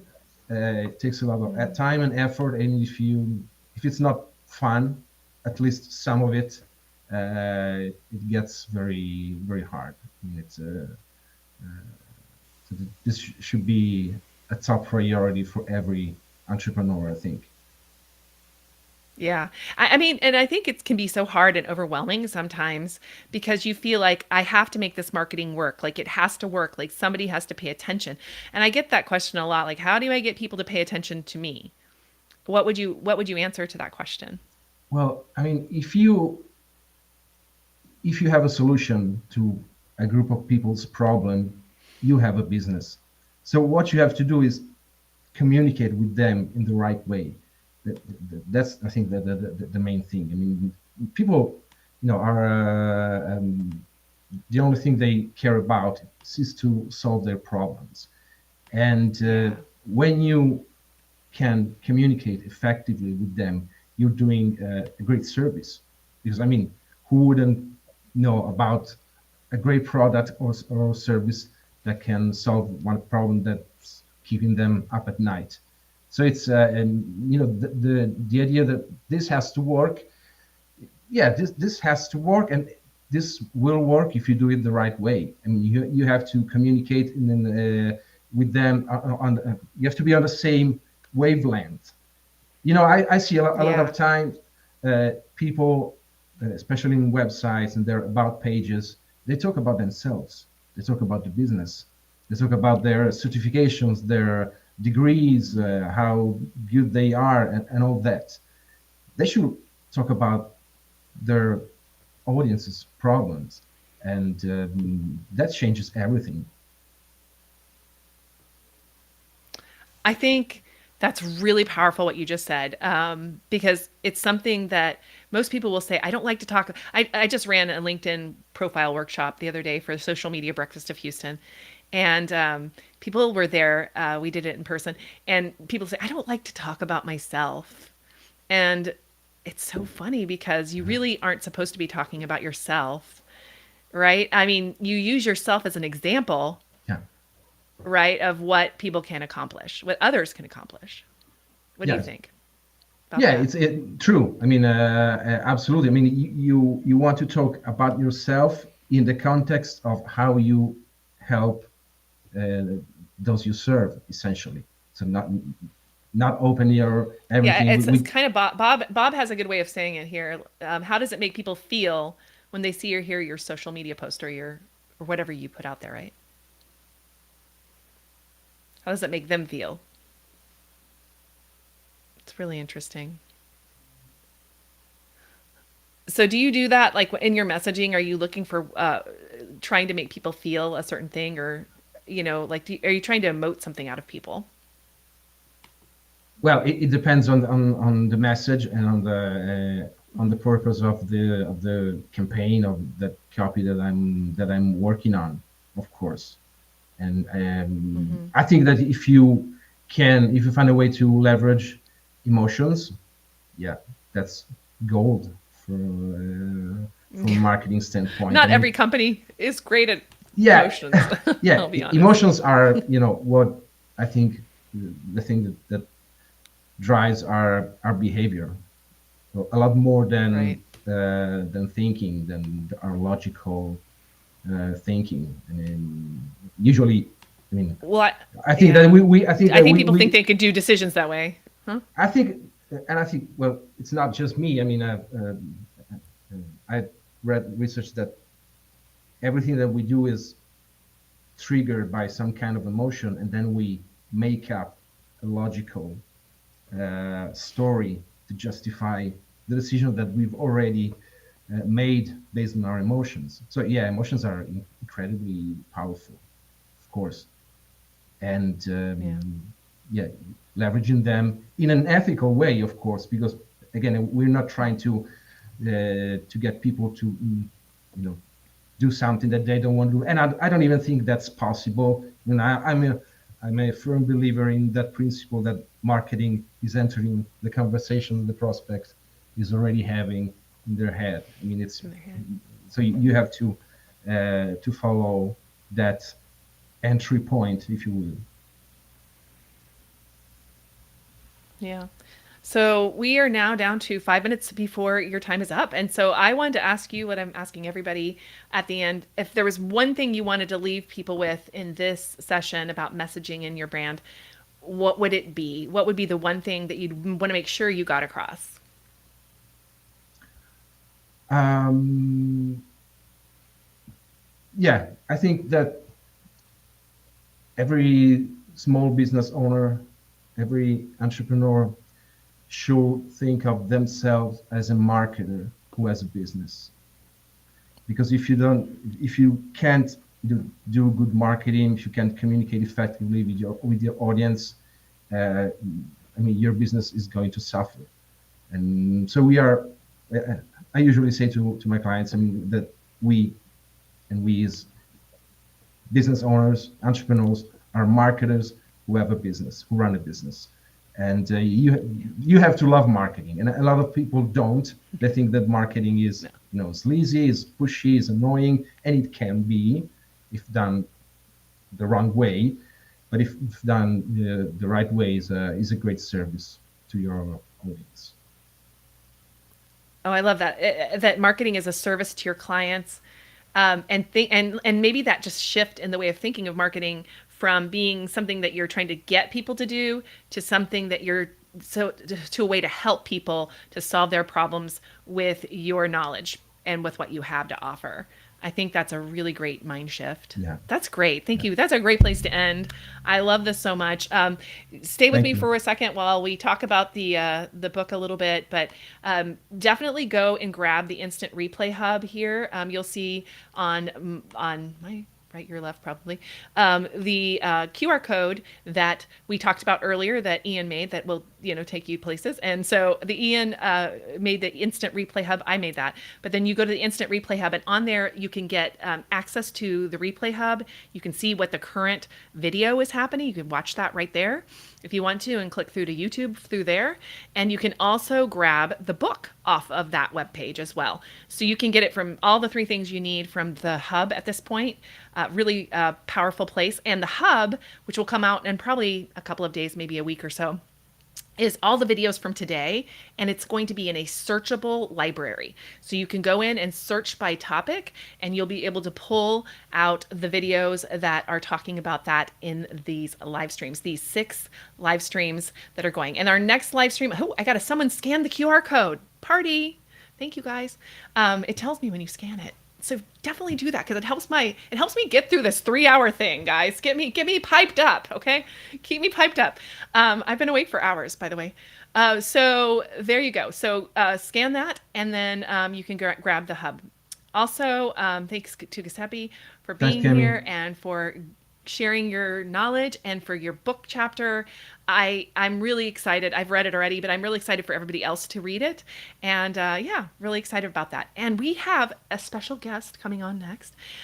So it's a mystery guest. You guys need to stay because it's really exciting and kind of unscheduled. So, okay. Wow. Now, I hopefully I've held you up. Okay, guys, thank you so much. I'm going to put up Thank you. the page thing, and then give me about 2 seconds to get the other person on, and the mystery guest will appear.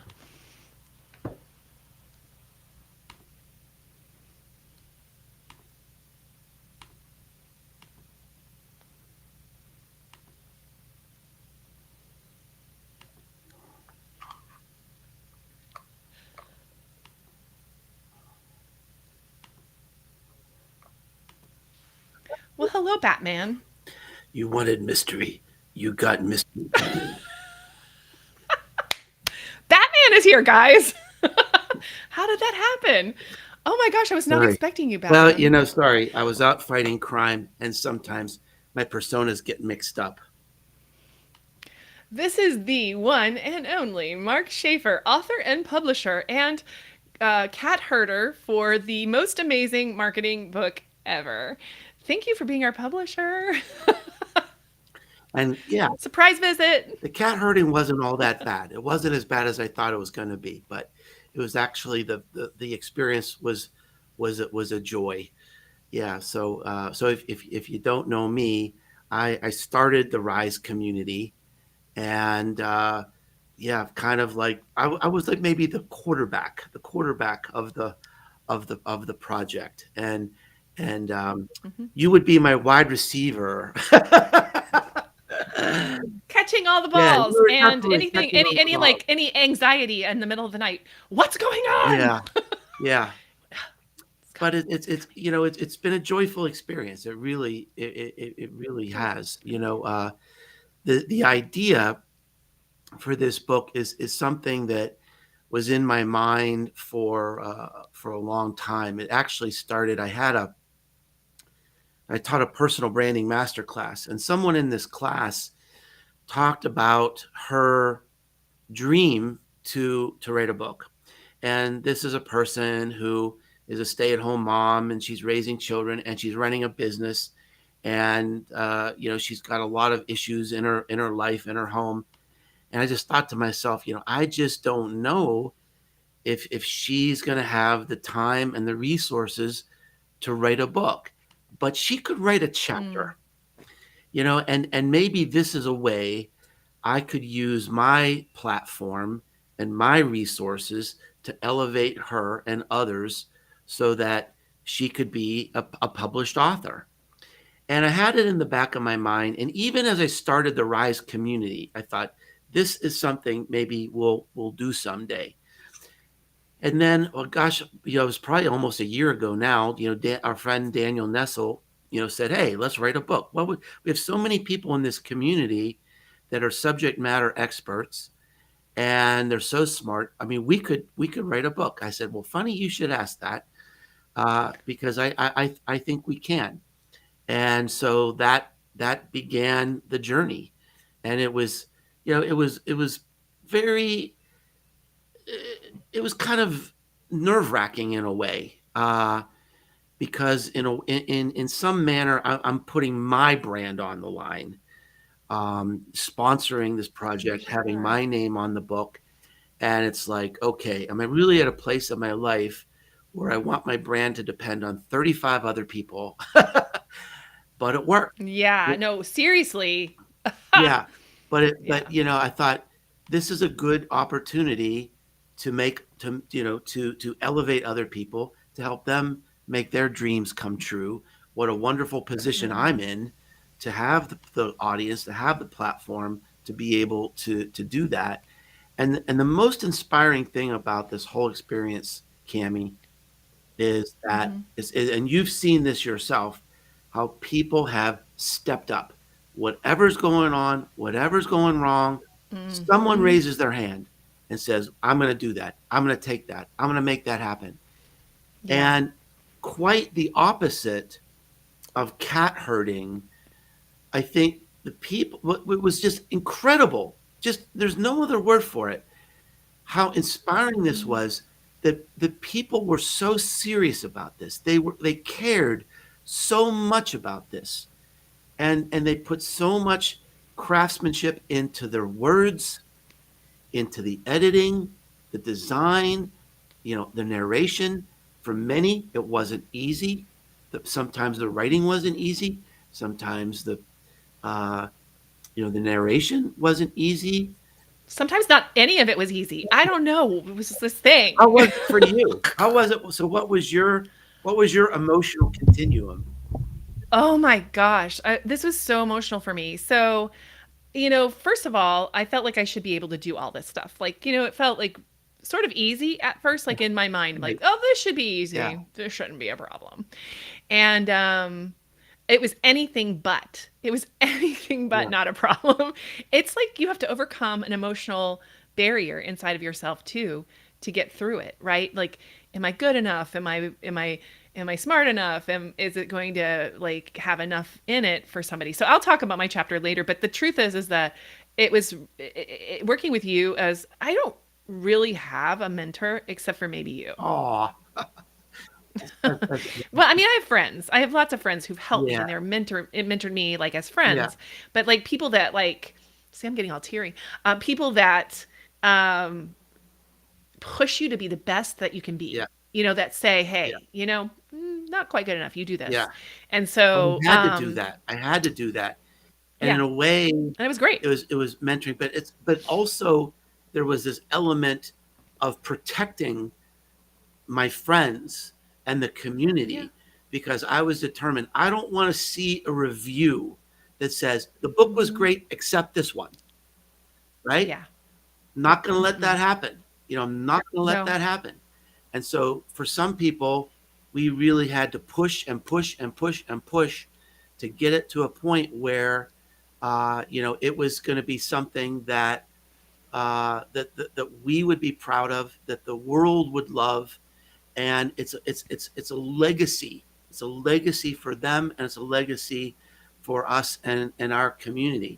And I'll just tell you one Mhm. little story that kind of reflects Yeah. the complexity and achievement of this book. I mean, I'm not sure there's ever been a book that's been done like this.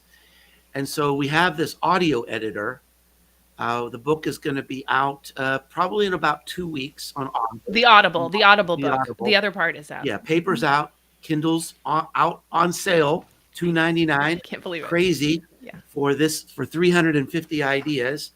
I think that comes down Yep. to like 10 cents an idea or something, or maybe less. Since you said it, I'll put up the QR code. Put up the QR code. Yeah, yeah. She said earlier, it got to be piped up. Someone click the code.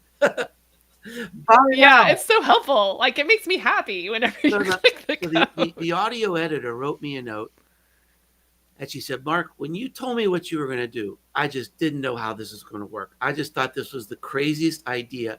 I've never worked on a project like this in my life. And the audio editing was very, very challenging, because we had 35 different microphones, 35 different noises in the background. But we were able to create this great audiobook. And when it was all over, she said, congratulations. She said, I don't think there's ever been an audiobook ever like this. This is an amazing achievement. So this book is singularly unique in so many ways, but it all depended on 36 people doing their jobs, making every deadline, fight. Excuse me. Just had lunch. Do you need like water? Get a water. I need water. Sip some tea. No, We're here to chat. We're not here to I was like. out fighting. We're not I on was the out road. fighting crime, and I was just, I got You're out fighting 30 crime, minutes and you ago, I just was dropped getting by. strangled. So give me a break. You had that. What is that car that Batman drives? That I don't know. I'm terrible at cars. Batmobile. But the black car. The Batmobile. The Batmobile. The Batmobile. The It's in Batmobile. the You just garage. drove in. Yeah, Great. yeah. So the Yeah. Audible book, it'll be out in about 2 weeks, and it's like Forrest Gump's box of chocolates. because when you listen to this, it's like startling because everybody narrates their own chapter. And so you hear, Ian from the UK, then you hear Fiona from Australia, you hear Yuri from Belgium, then you hear me, then they hear you. And so it's like you never know what you're going to hear next. And it makes it really fascinating. But we got it done. Yeah, we got it done. Yeah, it is going to be something special. I agree, Zach, so much. All the authors reading their chapters in their own voice. Yeah. And, during the time we were doing this, I have a question here from somebody, and I've got to see if I can get back to it because I want to put it up on the screen. But you were really launching your own book. So you were launching Belonging to the Brand as we were writing this book, which I thought you were a little crazy for doing that. I was. Yeah. So I did. I was like, are we sure we want to do this right now? But the question is, and I think it's the right question. Speaking of which, Mark, could you say a few words about belonging to the brand and maybe how that relates to the writing of this book? Yeah, certainly. I think it does. Yeah, thanks, Scott. Well, the subtitle of Belonging to the Brand is Why Community is the Last Great Marketing Strategy. And great branding is creating an emotional expectation, an emotional bond in some way. So when you think of a person or you think of a company, some emotion comes to mind. If I say Coca-Cola, you might think of polar bears and happiness. If I say Nike, there's something else. Just do it. Yeah, right. If I say, Elon Musk or Jeff Bezos, there's something else that get out of Texas. I'm sorry. Comes out of that's mind. Just me. That's only me. So the ultimate bond, the ultimate connection is with community. Everybody has a social media strategy, but social media creates a relatively weak relational link. You post content, you don't really know if people see it, but it's a way to create reach. It's a way to connect with people like you and I started on social media, right? And over time, we became friends, collaborators. Now you said kind words to me, like I'm a mentor to you. But that started with this weak relational link. And then my guess is maybe you started reading my blog or you started listening to my podcast. Now we have a stronger relational link because you've bought into me. You've opted into my message. And even if I don't know you're out there, there's a stronger relational link to subscribers to a content. But the problem for most companies, that's where they stop. The ultimate connection comes in community because the connection is not only to you, it's a connection to each other. I think one of the things we've seen through the live stream today is just the sheer love and admiration. Now I'm getting emotional that people have. We're gonna all cry. Oh, let's just cry. Damn it. So I'm sorry. So we've got this admiration and this bond, and now we've got this shared experience where we struggled and we worked, and now I think it's been mentioned a few times on the live stream. I mean, we're in the top 10.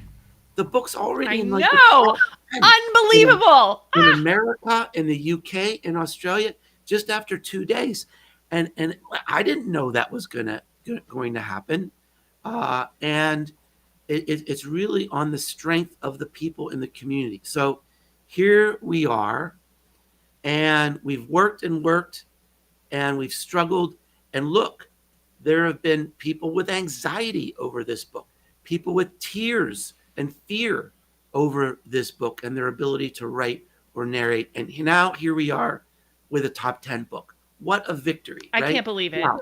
I can't believe it. And top 1 in advertising. It's the number 1 hottest whatever. Number one new book.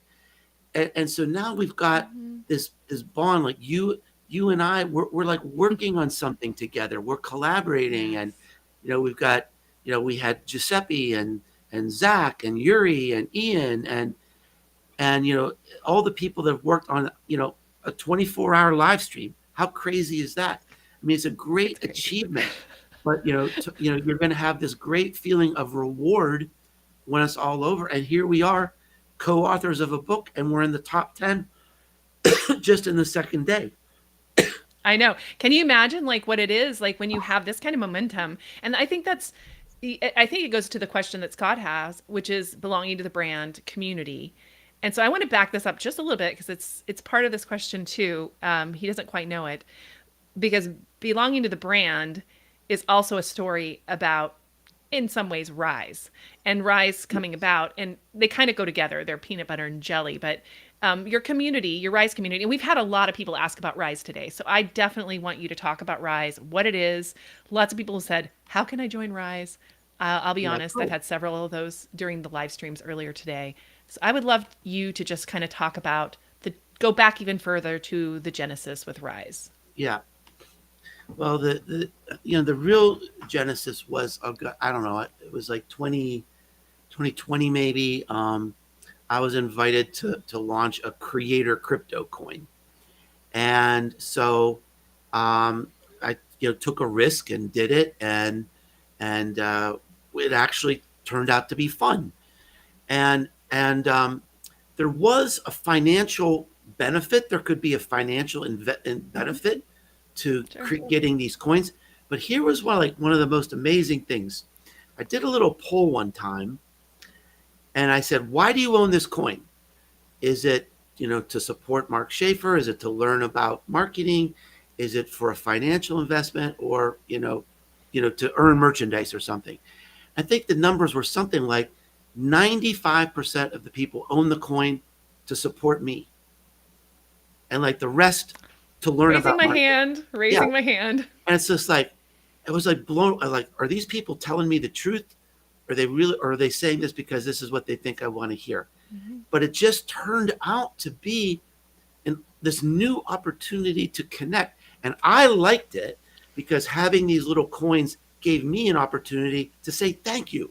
Here's some coins. Mm-hmm. You did this nice thing for me. You left a review of my book. So at one point, about maybe a year and a half ago or so, I said, we need to have a home. Mm-hmm. I don't want to just do this newsletter thing. I want people to really get to know each other. And so we said, well, should we be on Facebook? Should we be on LinkedIn? Should we be on Slack? Well, Discord is kind of the hot new place to have a community. I didn't really want to go there. But the comment that pushed me over really came from Ian Anderson Gray. And Ian said, look, Mark, if your community is about learning about the future of marketing, we need to learn Discord. Yes. Yes. I mean, I think I sent you something like that too. It's like, my kids are on Discord. We need to learn Discord.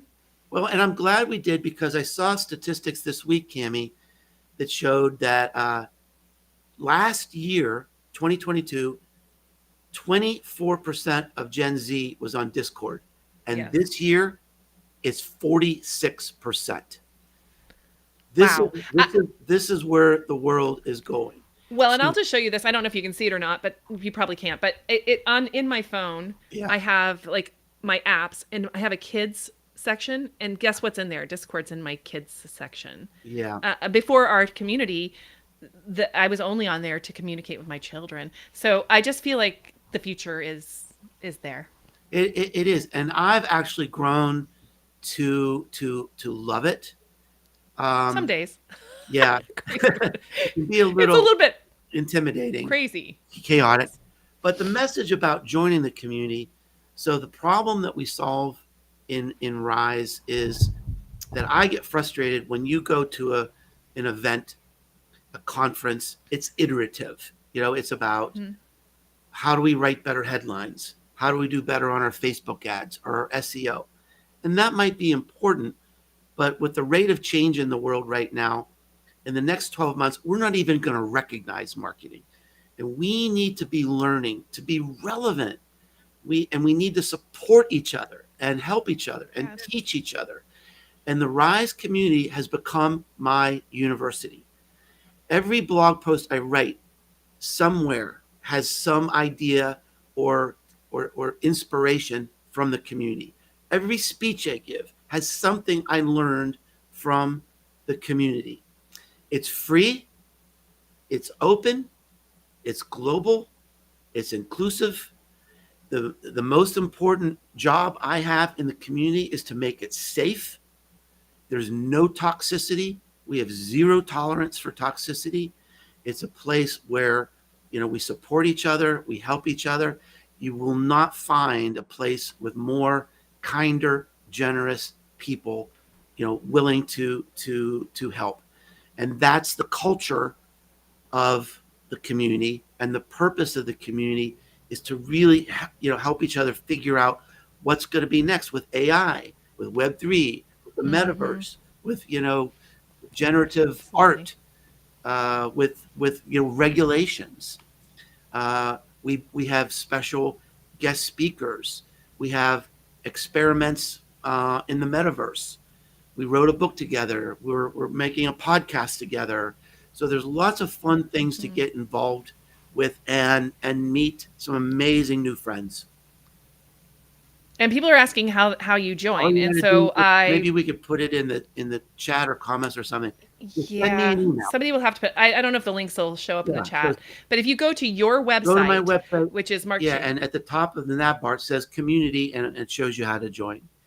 And so just search for Mark Schaefer in Google, and it will take you right to his website. And there's a community tab at the top. And you do have to send you an email. It's different than a lot of other ones. Because Zach is helping us with the onboarding. And my concern is that I don't want to just have someone new and just throw them into this without a chance for, say, here's how Discord works, and here's what you might want to, here's where you might want to start. So Zach sort of helps with the onboarding. I don't want to just throw people in. So we start with an email, and Zach will get you involved in the community. Also, we were talking, we're doing a bunch of podcasts as part of the book launch, which is one of your strategies for marketing a new book. And so we were talking to a podcast host, and they asked, what's the one defining characteristic of the community? And all three of us, I think it was Frank and Yuri and I, said curiosity. Like, the people in that community are all about curiosity. And I think that just that little extra roadblock where you have to go to your website, you have to send out an email, it's just a little bit of extra effort. It's not just join some community and dump in there and see if you like it. It's really all about you have to be in the same vein as the group, in the sense that it's about community, it's about helping each other. And I love that you have no toxicity. One of the things I was going to say is, one of the good things is that you can be a marketer in there, and there's psychological safety if you don't know the answer to something. Do you understand? Like, if you don't, so as a marketer, you go out and if you show any weakness, people are all over you. Like, send out one email with a first name thing. Sorry guys, I did that. Yes. It was an accident. But the bottom line is that it's scary to make a mistake as a marketer with other marketers usually, but not in the Rise community. No, right. And it's just really amazing how people, if someone's searching for something, so someone will go out and they'll find it and they'll bring it back to the person and say, hey, I think this will help. And it's also quite amazing and inspiring that new business relationships are forming, new collaborations are forming. We've got a new partnership where Karen Abu and Brian Piper, starting this week, we're going to have a monthly open chat about AI. And this is their heart, and this is their passion, and this is what they're excited about. And we all need to be part of these conversations. Valentina, she's going to be on next. She had an idea. She had an article about personal branding in the Harvard Business Review. She said it would be fun to have a discussion about this. So she just started a chat. That's going to be Friday, free, open to everybody. So it's not just me. It's just, everybody now, you have the opportunity to be your own leader, to create your own ideas. Chad, Dan Nessel, and Marion said, we want to start a podcast. I said, okay, as long as I don't have to do any work on it, go start a podcast. So there's lots of new ideas, new collaborations, and everybody can be part of it. Everybody can be part of the podcast. Everybody can be part of the conversations. There's lots of activities going on. I agree. And somebody also asked me, how do you choose? This is a kind of a loaded question, but how do you choose the leaders in the Rise community? Because there's a lot of leaders that are emerging. So can you talk about leadership in the Rise community and how that happens? Well, it happens organically, and I think that's one of the things I've learned when I wrote Belonging to the Brand. There's this new mindset, like in marketing, you've got a marketing department and you pay people and you promote people. But in the Rise community or any community, the role of leadership is to watch for the people who are taking the lead, and then reward them and acknowledge them. We've got a comment here from Zach. I mean, that's a good example, right?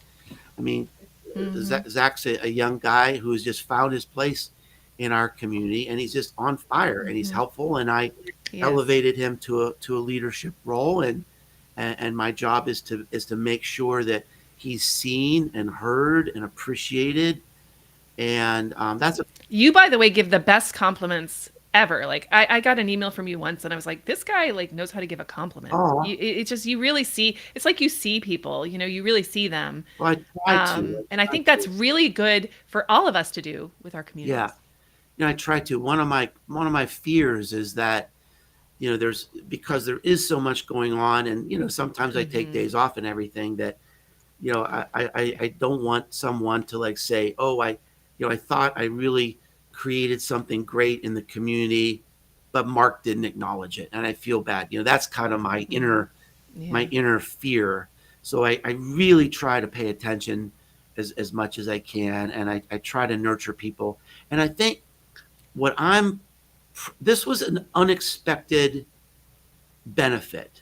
And it's something that's the thing I'm probably most proud of, is that I can literally see people grow and flourish in the community.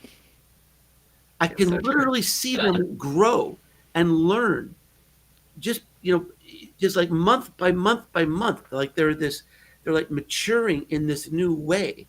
They're participating in this new way. They're bringing in more sophisticated ideas. And I think there's at least a dozen people I can name that would say my career has had a great. Daniel Nessel said it earlier in the live stream. He said my career has gotten a boost by being part of this community. Mine has, because like I said, this is my university. This is how I'm staying relevant, by learning from the people in the community. It's also inspiring, right? It's inspiring to do different things and new things. Sometimes if you're just sitting in your own little thoughts, a little is the issue. Like it expands your mind. Yeah. And the other thing, if you join Rise, I mean, there are a lot of conversations. It's okay if you don't want to participate.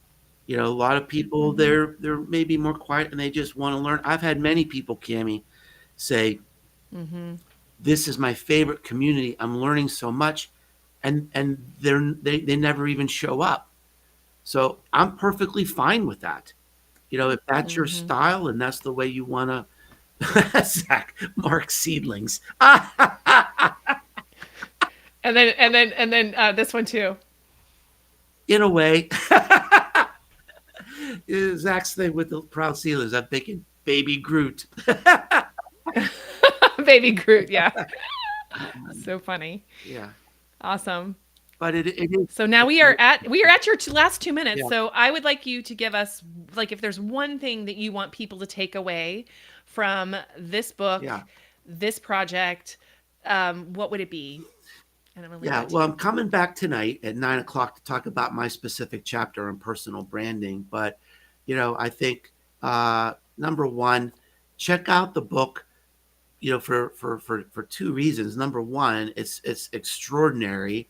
I think whether you're experienced or you're just starting out or you're an entrepreneur wearing a lot of hats, you can get something out of this book. But the second reason is just to see what a community can accomplish. I mean, I could not create a book like this. I could not create a live stream like this without the power of this community. And that's what I talk about in belonging to the brand. Yes, I think this is the biggest case study for how what you talk about in the belonging for the brand works. I mean, you have a lot of case studies in the book, but you've now actioned what you learned and created something that is doing what the belonging to the brand book tells you to do. So it's like it's not fake, it's not something just in the ether, it's not an idea, it's reality. We're sitting here, you're listening to it right now. This is belonging to the brand in Yeah, action. yeah, Maybe. yeah. Well, thank you, Cami. Great job. Thank you for putting this all together with your team and Well, and thanks to Ian, Fiona, yeah, Ian and Fiona, Fiona and yeah, especially. everybody behind the scenes have been working Yeah, endless hours and on this. Marcy Yeah, for writing the emails. Anyways, it's yeah. just been All really right. great. Thanks, everyone. Thank Yeah. you, Cami. All right, thank you All too. right. Have a great one. See you later. Bye.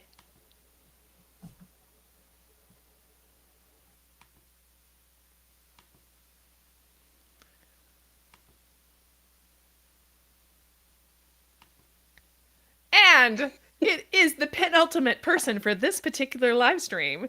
It is the great, the one, the only, Valentina Gonzalez. How are you doing today? Tammy, I just want to say that I've been tuning in for the past 2.5 hours, or since you started. I think I was at the end of Ian's presentation and slot, and I just thought that you have been having too much fun. I just want to tell everyone, this girl right here has been doing all the work. She deserves a cookie because you have been crushing it, Tammy. I haven't been doing all the work. I think Ian and some others in the live stream down there would say no, that is not true. The team has been amazing. The team has been amazing. They have Ian Anderson Gray set up all these live streams, which believe me is no small feat. And Fiona has been herding the cats on this one, and like she's been literally over in Australia. She's sleeping right now, so I can talk about her. Uh-oh. But unfortunately, she'll probably pop in because Yeah. she wakes up every couple of hours and like, I'm here. Yeah, Da-da-da. yeah. So like, like go to bed, sleep. It's okay. So yeah, we have a great team, and Marcy wrote a bunch of great emails. So if you are on our email list, Marcy from Marcy and Frank earlier in this episode, she wrote a bunch of those emails for us. So yeah, it's been amazing, and you are awesome too. And I cannot wait to hear about your chapter today. And I want to highlight you and what you've done, and also you've been amazing in the Rise community. Very much a welcome wagon, if you want to call it, with that, and making people feel really comfortable there, along with Zach. And so you wrote a chapter on Instagram. And I have to be honest, I have this love-hate relationship with Instagram, even though I'm a social media maven. I love I it. really don't love it. I mean, it's hard for me. It's like hard for me to remember. And I to put it remember into we my- talked to my about this day. in the past. I feel like whenever I do workshops or one-on-one consultations, I always tell people, this is not Instagram to watch your children and see what they're doing on Instagram. This is about growing your presence online. So I think that is something we need to just get this out of the way, Cami. Thank you. Well, my children are some of them are not even on Instagram. One of them, the younger ones, aren't on Instagram at all. The 19-year-old is, but the younger teens are on Discord, and mostly Discord. Okay. That's where they are.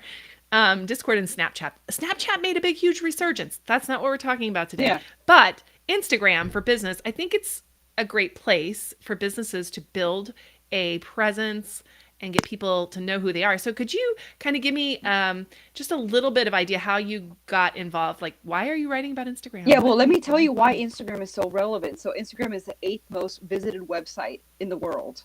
Instagram has the 9th most Google search term. Instagram is the 4th most used social platform. Yes, I know you're. Let me repeat that because I'm from Miami, Florida, and I talk fast. It's the 4th most used social platform, and it's Gen Z's favorite platform. Even though a lot of them are on TikTok, all the majority, the big number is on Instagram, and there's 2 billion monthly active users. So it's a no-brainer that businesses, I cater mostly to small businesses, should be utilizing Instagram to engage with their audiences. Wow. I mean, I kind of know that, but like just putting it in those terms makes it really real, I guess, real.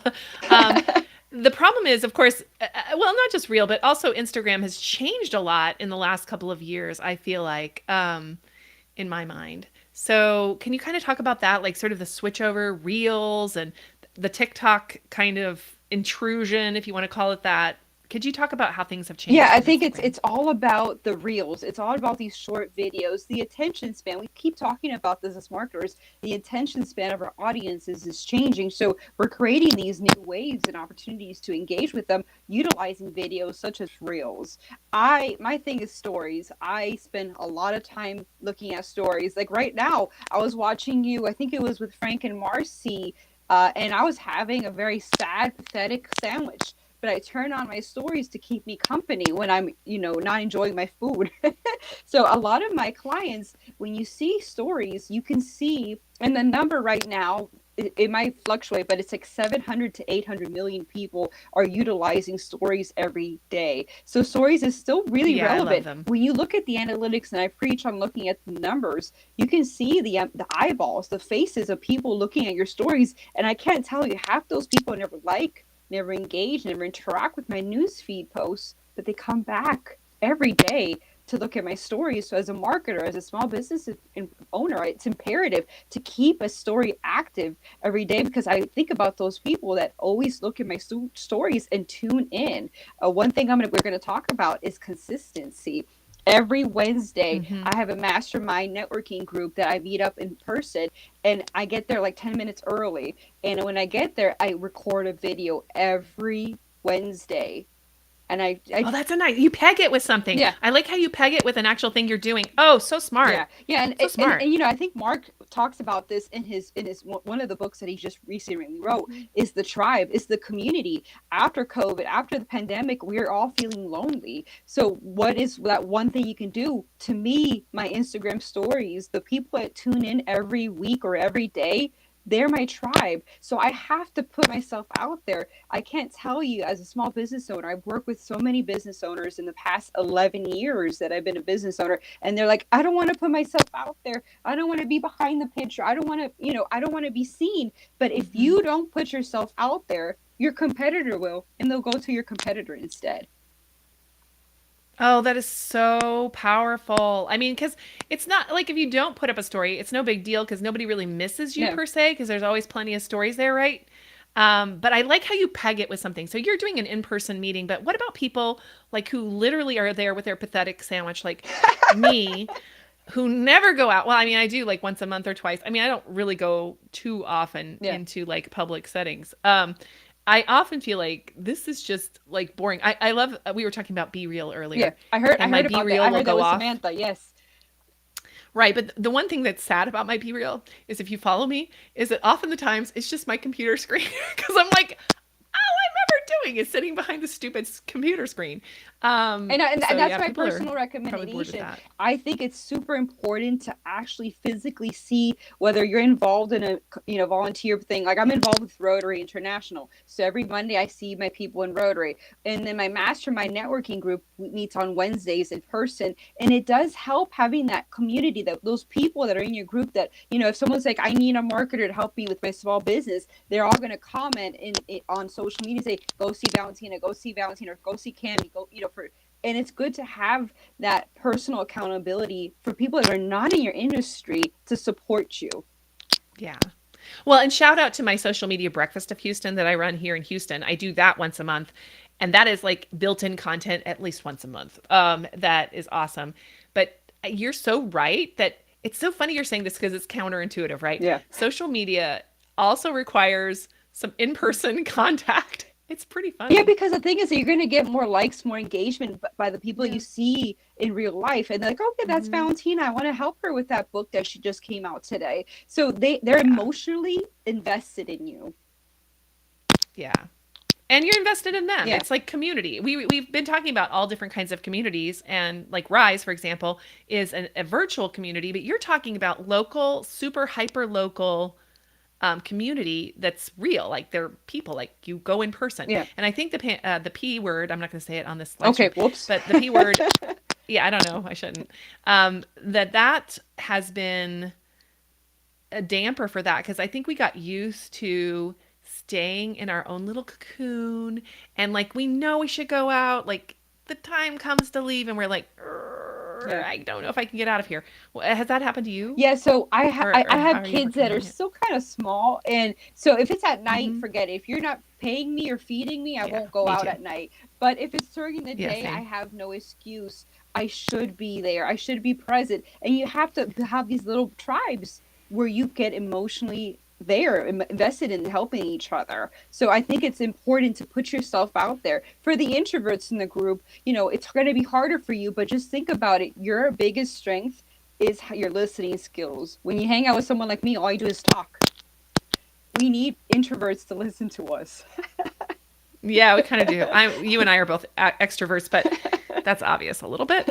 But one of the things that I think is interesting, we're talking about Instagram. Yeah. I'm going to bring this back a bit.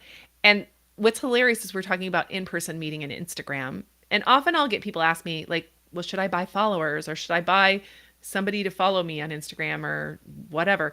And so can you kind of address that, like just that need to be seen on Instagram and the sheer numbers? Like my kids don't think anything is popular unless it has millions and millions of followers. Yeah, I think it's depends. Like, if my clientele is more like the local mom and pops locally, and I have some clients that are out of the region and the area, but I think it's important to be real. These are fake people. If you're buying these followers, they're not real people. And I think people can tell that those followers, if they were to search for you, say, oh, is this a real, they have 10,000 followers. Is this a real thing? They'll look at your followers and they're going to see the ones with the crazy number variations and be like, okay, that's not real. No, that's true. And I think right now, like authenticity is so important, and building those communities and relationships with your customers are huge. So let's talk about your chapter a little bit. So you have 10 tips. I don't want you to give them all away, Okay. but like if there's like one, I want you to give like one, like maybe one or two, or maybe something where people have an aha going away from this live stream. How should people be approaching making content for their Instagram specifically? I think it feels like Instagram is a content hog. Like it needs yeah. so much content. There's so many things I want to throw at you. I'm the type of person that I think I'm a 2 on the Enneagram, so I want to share all the resources, all the fun stuff with you, the hashtags, the location. We talked about stories. So when you add the location to your post, it gets 79% more engagement. When you just utilize one hashtag, you get 70% more likes and 392% more comments on your post just with one hashtag. So utilizing hashtag is great. And, also keywords. Right now it's changed. Hashtags are so great. They're going to get you found. People follow hashtags. But I consider the big thing is the keywords, putting keywords rich. And I always get my little cookie monster out. I'm going to be funny. I love cookies and I love it. So I think about like the cookie monster. You want to feed it cookies. Instagram, you want to feed it keywords. You want to feed it words that you are known for.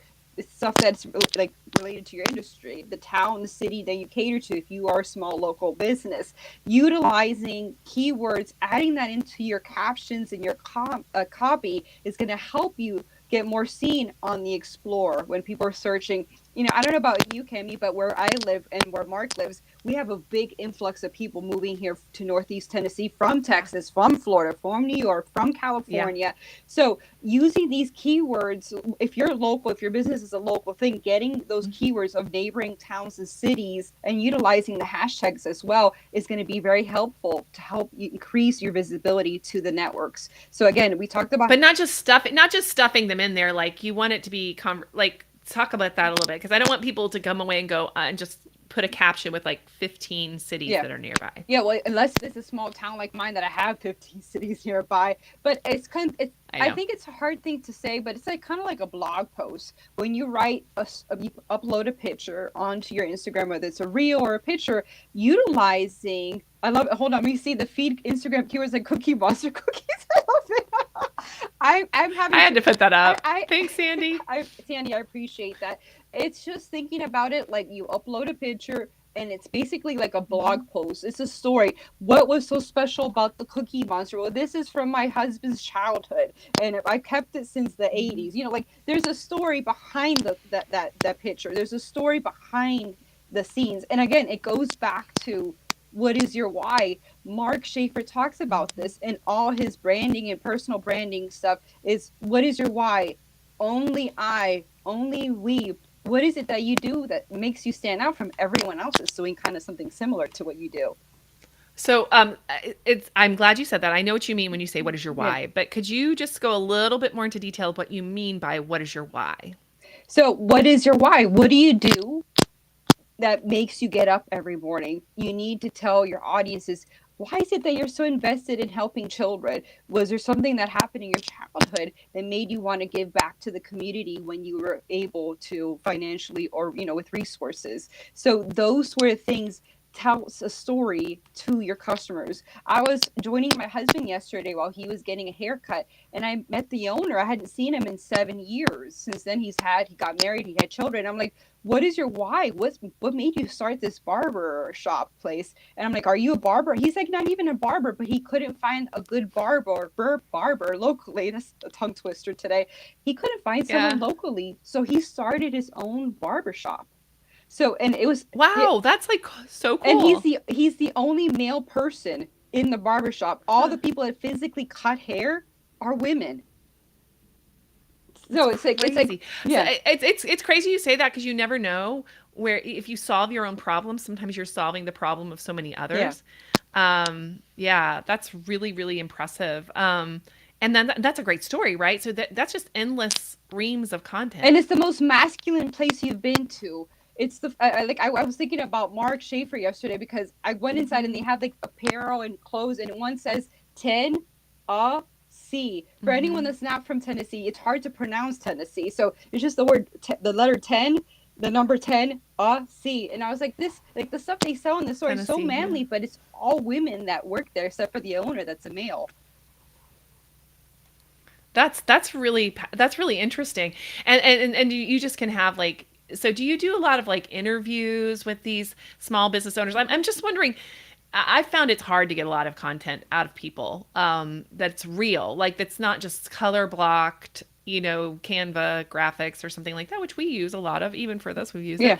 And so, because it's hard, because we don't live all in the same areas, so it's hard to get like true pictures of people. So can you kind of tell me how you manage to get content out of people? Yeah, so it's you have to dig deep, you have to spend time, you have to be patient. I'm not a very patient person, but I am with children and my clients. So it's taking the time to ask the right questions and just get to know, maybe spend another 20 minutes versus an hour with your client and really understand where they're coming from. And back to the barber story yesterday, he named the business after his grandfather. So I thought that anyone that has a bond with their grandfather, or someone that wasn't raised with their grandfather, would be like, that's such a sweet story. And it's just asking the right questions and not being afraid to put yourself out there and putting the Cookie Monster on an interview. It's being silly and having that openness to say, hey, I'm going to put myself out there. Maybe you can too, because this is going to benefit you, so people can find you. I love that. I'm also going to do something fun here, because you are my social media maven, so you won't mind me doing this. Okay. But I've been wondering what this was the whole time. It says now comments will display here. So if you guys leave us a comment, we can see it together. Ooh, I love it. Okay, Sandy, you might need to put the Isn't that cool? Yeah. Cookie Monster. Yeah, it's obviously the ones that already are in there are not coming up. But I would love to see if you guys would put comments in here so we can see. So if you're still listening, add a comment in, like a question for Valentina about Instagram. That is great. I love what Ian said. He said, that's really helpful. I have to admit, I don't enjoy Instagram, but I'd like to enjoy it so I can build my presence on there. That is such a good attitude, Ian. Such a good attitude. I need to learn from that attitude. I want to love it too. I really do, because it's really such a powerful channel and such a great place to be. I would love it. So I don't know if anybody's here. No, they are. If you're here, I need your help. Put a comment in there. We'll put some in a minute if you guys get started. Well, take it off speaking of which, you should put the book, the QR code thingy. Oh yeah, let's do that. Thanks for the reminder. See, you're helping me out here. So the book. This is the book, and we would love for you to go over there and purchase the book, because right now it is on sale, the Kindle version anyway, for $2.99. And that's only going to be there for like another, I think, till the 26th or something. Okay. It's just only a week. something roughly like that. And so you can scan the QR code right here as you're watching this, scan it, and then it will take you to Amazon in your country. So if you're like from a different country, it's okay. You can scan this. It won't take you to the American one. It'll take you to yours. I think the only place it didn't work when we tested it was Australia, but try it anyway. It might work for you. So that's been a really cool thing that Ian put together. And then also, I would love for you to grab a copy of like the instant replay. So if you're not on my email list for this, if you didn't get here from an email, I would love for you to sign up for one more QR code. And it's this one. So you can screenshot this if you want to. And that's our instant replay hub. And it is actually right now it's not a replay hub. It's just the landing page for this event. But if you put your email address in the landing page for this event, you will be on the email list to get the hub, which is a searchable hub of all the videos from all 24 roughly hours of content, which is a lot of content. It's a lot of content. And so it's a great way for us to share it with you in a way that is digestible for you, that you can find the person you want to find, you can find the topic, any of it. It also has, all the things you need, including like transcripts. It's an amazing hub. So I hope you will get that hub. Right now, also, I do have, the current videos playing in there. So like you can see when current video is playing. So that is what that is. Thank you for that reminder. And also, while I'm reminding you things, if you've been watching this long, could you please share this live stream with your audience? Because if you've gotten even one thing out of this, I would just ask you to please share it with your audience for them to get something out of it too. We cannot do this without you sharing as well. And that's what social media is about. And that's what Instagram is about. So back to you and Instagram. Tammy, I wanted to do a shout out. I know you were talking a lot about this with Mark in the previous session here. Yes. You don't want, for anyone that's watching here that's not part of the Discord community, you gain friends. Like Frank just commented and Zach just commented. And I think people don't realize how close you could become with these folks on the Discord community. Like I've mailed Frank 2 cards in the mail all the way to Ireland. Like I had to go to the post office and get a special stamp just for him and Marcy. So, and Zach, he's such a sweetheart because he takes the time out of his day to welcome all the new people. But you kind of grow a bond with these individuals. And especially if you go to Mark's Uprising event, I know he just had one here in Knoxville and the next one is coming up in Ireland. You really go to these, it's a 3-day retreat. You really come out of it, not only learning and getting your mind expanded with these individuals that are the speakers, but you kind of become friends with these individuals and you're sad for like a week. You're like, I can't believe I'm not going to see them till who knows when. So it's really good to have this online community, like I said, with the Discord group. So I just wanted to do a shout out to them and Sandy. I think Sandy just commented as well, but it's so important to really not just do stuff online, and in person, but really take the time to cultivate these relationships because I think we're all trying to be there for each other. No, 100%. And you are so great at that. Like, I just feel like Valentina is very good at that. And so that's why I think, she's got some great ideas for you and you need to listen up. And by the way, I've got some questions for you. Okay. I was just, what do you call it? Not patient enough. There's a little delay on these things. And so I wasn't patient. Okay. Shocking. Thoughts on Instagram versus competitors like TikTok? It just depends on what your audience is. To me, let me just put this out there, disclose this. I am not on TikTok, so I maybe not be the best person to answer this question, but I only utilize Instagram, and there's a certain amount of people that use Instagram versus TikTok. So I might move on to the next question just because I disclosed that. It's okay. I think, I'll say something about TikTok versus Instagram Reels. I mean, again, they kind of are slightly different audiences. I will say, do not use your TikTok and upload it to Instagram Reels. Yeah. That's the one thing I'll say about that, because Instagram doesn't like that, and they won't show your stuff to anybody. That's what I've heard too. Mm-hmm. And I think there's a question I saw there about stories versus Reels. Well, I have one here. Yes. Yeah. Well, we'll get there in a minute, but I've got Zach's up here, so that's the next one. Yeah, Instagram versus Reels. Yeah, I'll find that one. Could you answer this one while I look for that one? Okay. So the stories versus Reels, again, it comes back to where your audience is at. if they're seeing stories, and like I said, a lot of people are only looking at the news feed, so maybe that's a great place to put the reels versus the stories. A lot of people only see stories. I've asked around, so it just depends. Reels does get more traction, it does get more engagement, but if you know your audience is looking at stories more, then maybe you post your reel and then share it to your stories. No, I love that. Yeah, and you can do that. So that's really powerful way to do it. Um, are you excited about the new update allowing up to 4 links on your profile? Says I that. guess who wouldn't be excited about having a chance to showcase more links to wherever you have to direct people to? So yeah.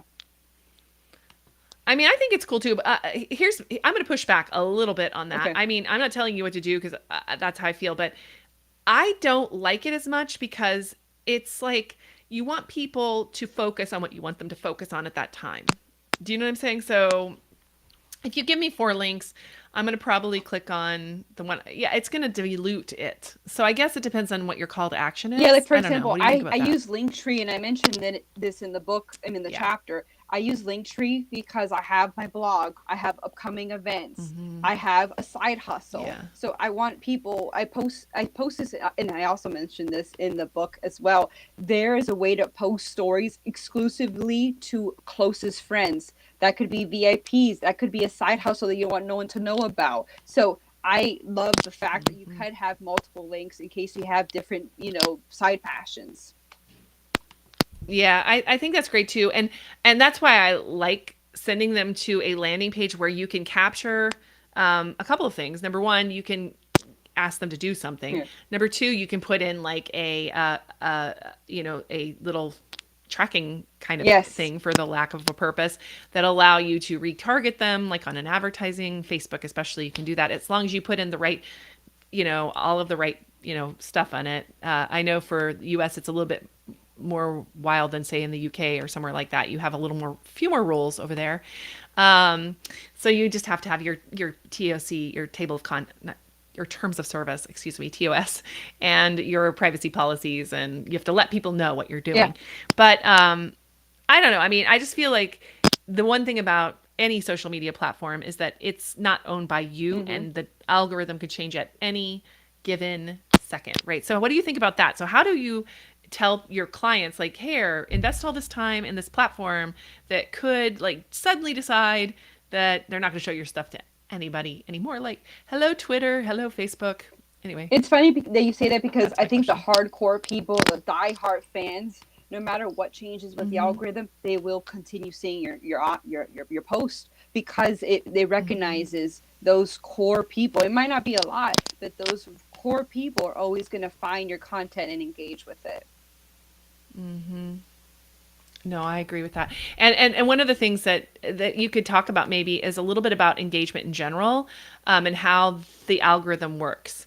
So talk a little bit about the engagement and the algorithm and how that works. So to be honest with you, I don't think anyone really knows what the algorithm is and what really works. It could vary. Like today, something might be happening like Reels or using stories, and then the next day it might change drastically to something else. So I really think that the real people don't know what gets the most traction other than being authentic, being consistent, being there, always posting a story, and I think Sandy had mentioned this in one of the questions, being consistent, putting yourself out there, showing up, posting at least once a week, having a story that's available. That is always going to be something that will work for you on Instagram. Yeah, and the algorithm does know who you talk to and who talks to you. So they will show if you are engaging. If you're not engaging at all on Instagram, it won't show your stuff to anybody, or very few. It's going to be less. And of course, you were talking about prioritization. Like Instagram will prioritize whatever's the newest thing it's trying to push. So if it's Reels, they're going to be prioritizing Reels. If it's something else, they're going to be prioritizing that. Like when stories first came out, they prioritized stories. I don't know. They're going to prioritize what they prioritize. So you need to kind of shift with the content. Yeah, exactly. And I'm rebellious. I don't do Reels as much as everyone else does. I just want to be different. I don't want to use Reels all the time. I don't understand it. I feel like it's confusing. It's too fast. It drives me crazy when I see reels and there's just too many things going on. It just, the way my body absorbs it or interprets it, it doesn't help me at all when I see reels. Yeah, I agree. And Sandy, she uses LinkedIn more, but she says consistency is key. I spend more time on LinkedIn. The more I post, the more people see my posts. I think it might be true for you too, but and you may say the same thing, but all platforms are like that because the platform wants you to engage with you. They want you to stay on the platform. That's the whole point of Exactly. the platform. They don't want you moving around. Yeah. Yeah. So the more you engage there, the more it's going to like you. Yeah. Super good. So we're now at the end. I cannot believe we talked our way right through that. Not shocking. You and I. Uh, so tell me if you could say, what is the one thing that you want people to get out of your chapter in the book? Tell me what that would be. And as you talk about that one thing, I'm going to pull up the QR code for people to go grab the book. I'm going to actually give you the one to the hub because I think the hub, you can get the book on the hub too, by the way. So just Yeah. if you go here, you can get the book, you can get on the list, you can get everything in the hub. So, what is one thing you want people to take from this? Let me I know. want people to think, to be consistent, to not be afraid to put yourself out there, and to think of this as a communication tool, not a sales strategy, but just a way to keep people in the loop of what you're doing to impact others or how your business benefits others. For in the area, whether it's your locally or just what you do, what do you do that matters to people out there. If you think of it as that, it won't be sales pitchy, it won't be scary, it won't be intimidating, it won't be like homework. It'll be something that you enjoy doing and that you look forward to doing on Instagram, is engaging with your customers, your audiences, your prospects. That's awesome. And with all of that, you've brought us to the very end of the third segment of the 24 hours of amazing marketing content. And we are going to take a short 30-minute break and go to this instant replay hub, and I am going to be putting the next video up there so you can find it there. And every time that these end, I'm going to be putting another video up. So for those of you who are hosts, maybe you can share this at the end of each of your streams. And that is what we're going to be doing. So take a break, get something to drink, go to the bathroom, pop some Get a piece of popcorn. chocolate. Oh yeah, you had chocolate. I meant to put that up earlier. You were eating some chocolate. I have not eaten anything all day. I forgot to eat. I need to go eat something. Be careful, Cammy. You need I'll to be eat fine. something. I'm gonna go have lunch, and I'm gonna watch the next one over lunch while you guys are like working really hard. I'm gonna be watching you, and the next one is coming up in half an hour. And again, like go to this hub, grab that information from there, and you'll be able to go on to the next one. So yeah, and I'll be here at I think I'm on at like 10 o'clock at night, or 9 or 10 o'clock tonight my time for my chapter, and I really look forward to that. With my friend Fiona, who is sleeping right now, I hope, and in Australia. And so we will be on later tonight. I'll be talking about my chapter. But in the meanwhile, thank you guys so much. And Valentina, thank you for staying with me till the end. I love you. Thank you. I appreciate you. We love you too. All of that. Okay. Awesome, guys. I am going to put up the graphic that says we're going to be back soon. Here we go. All right. Bye. Bye.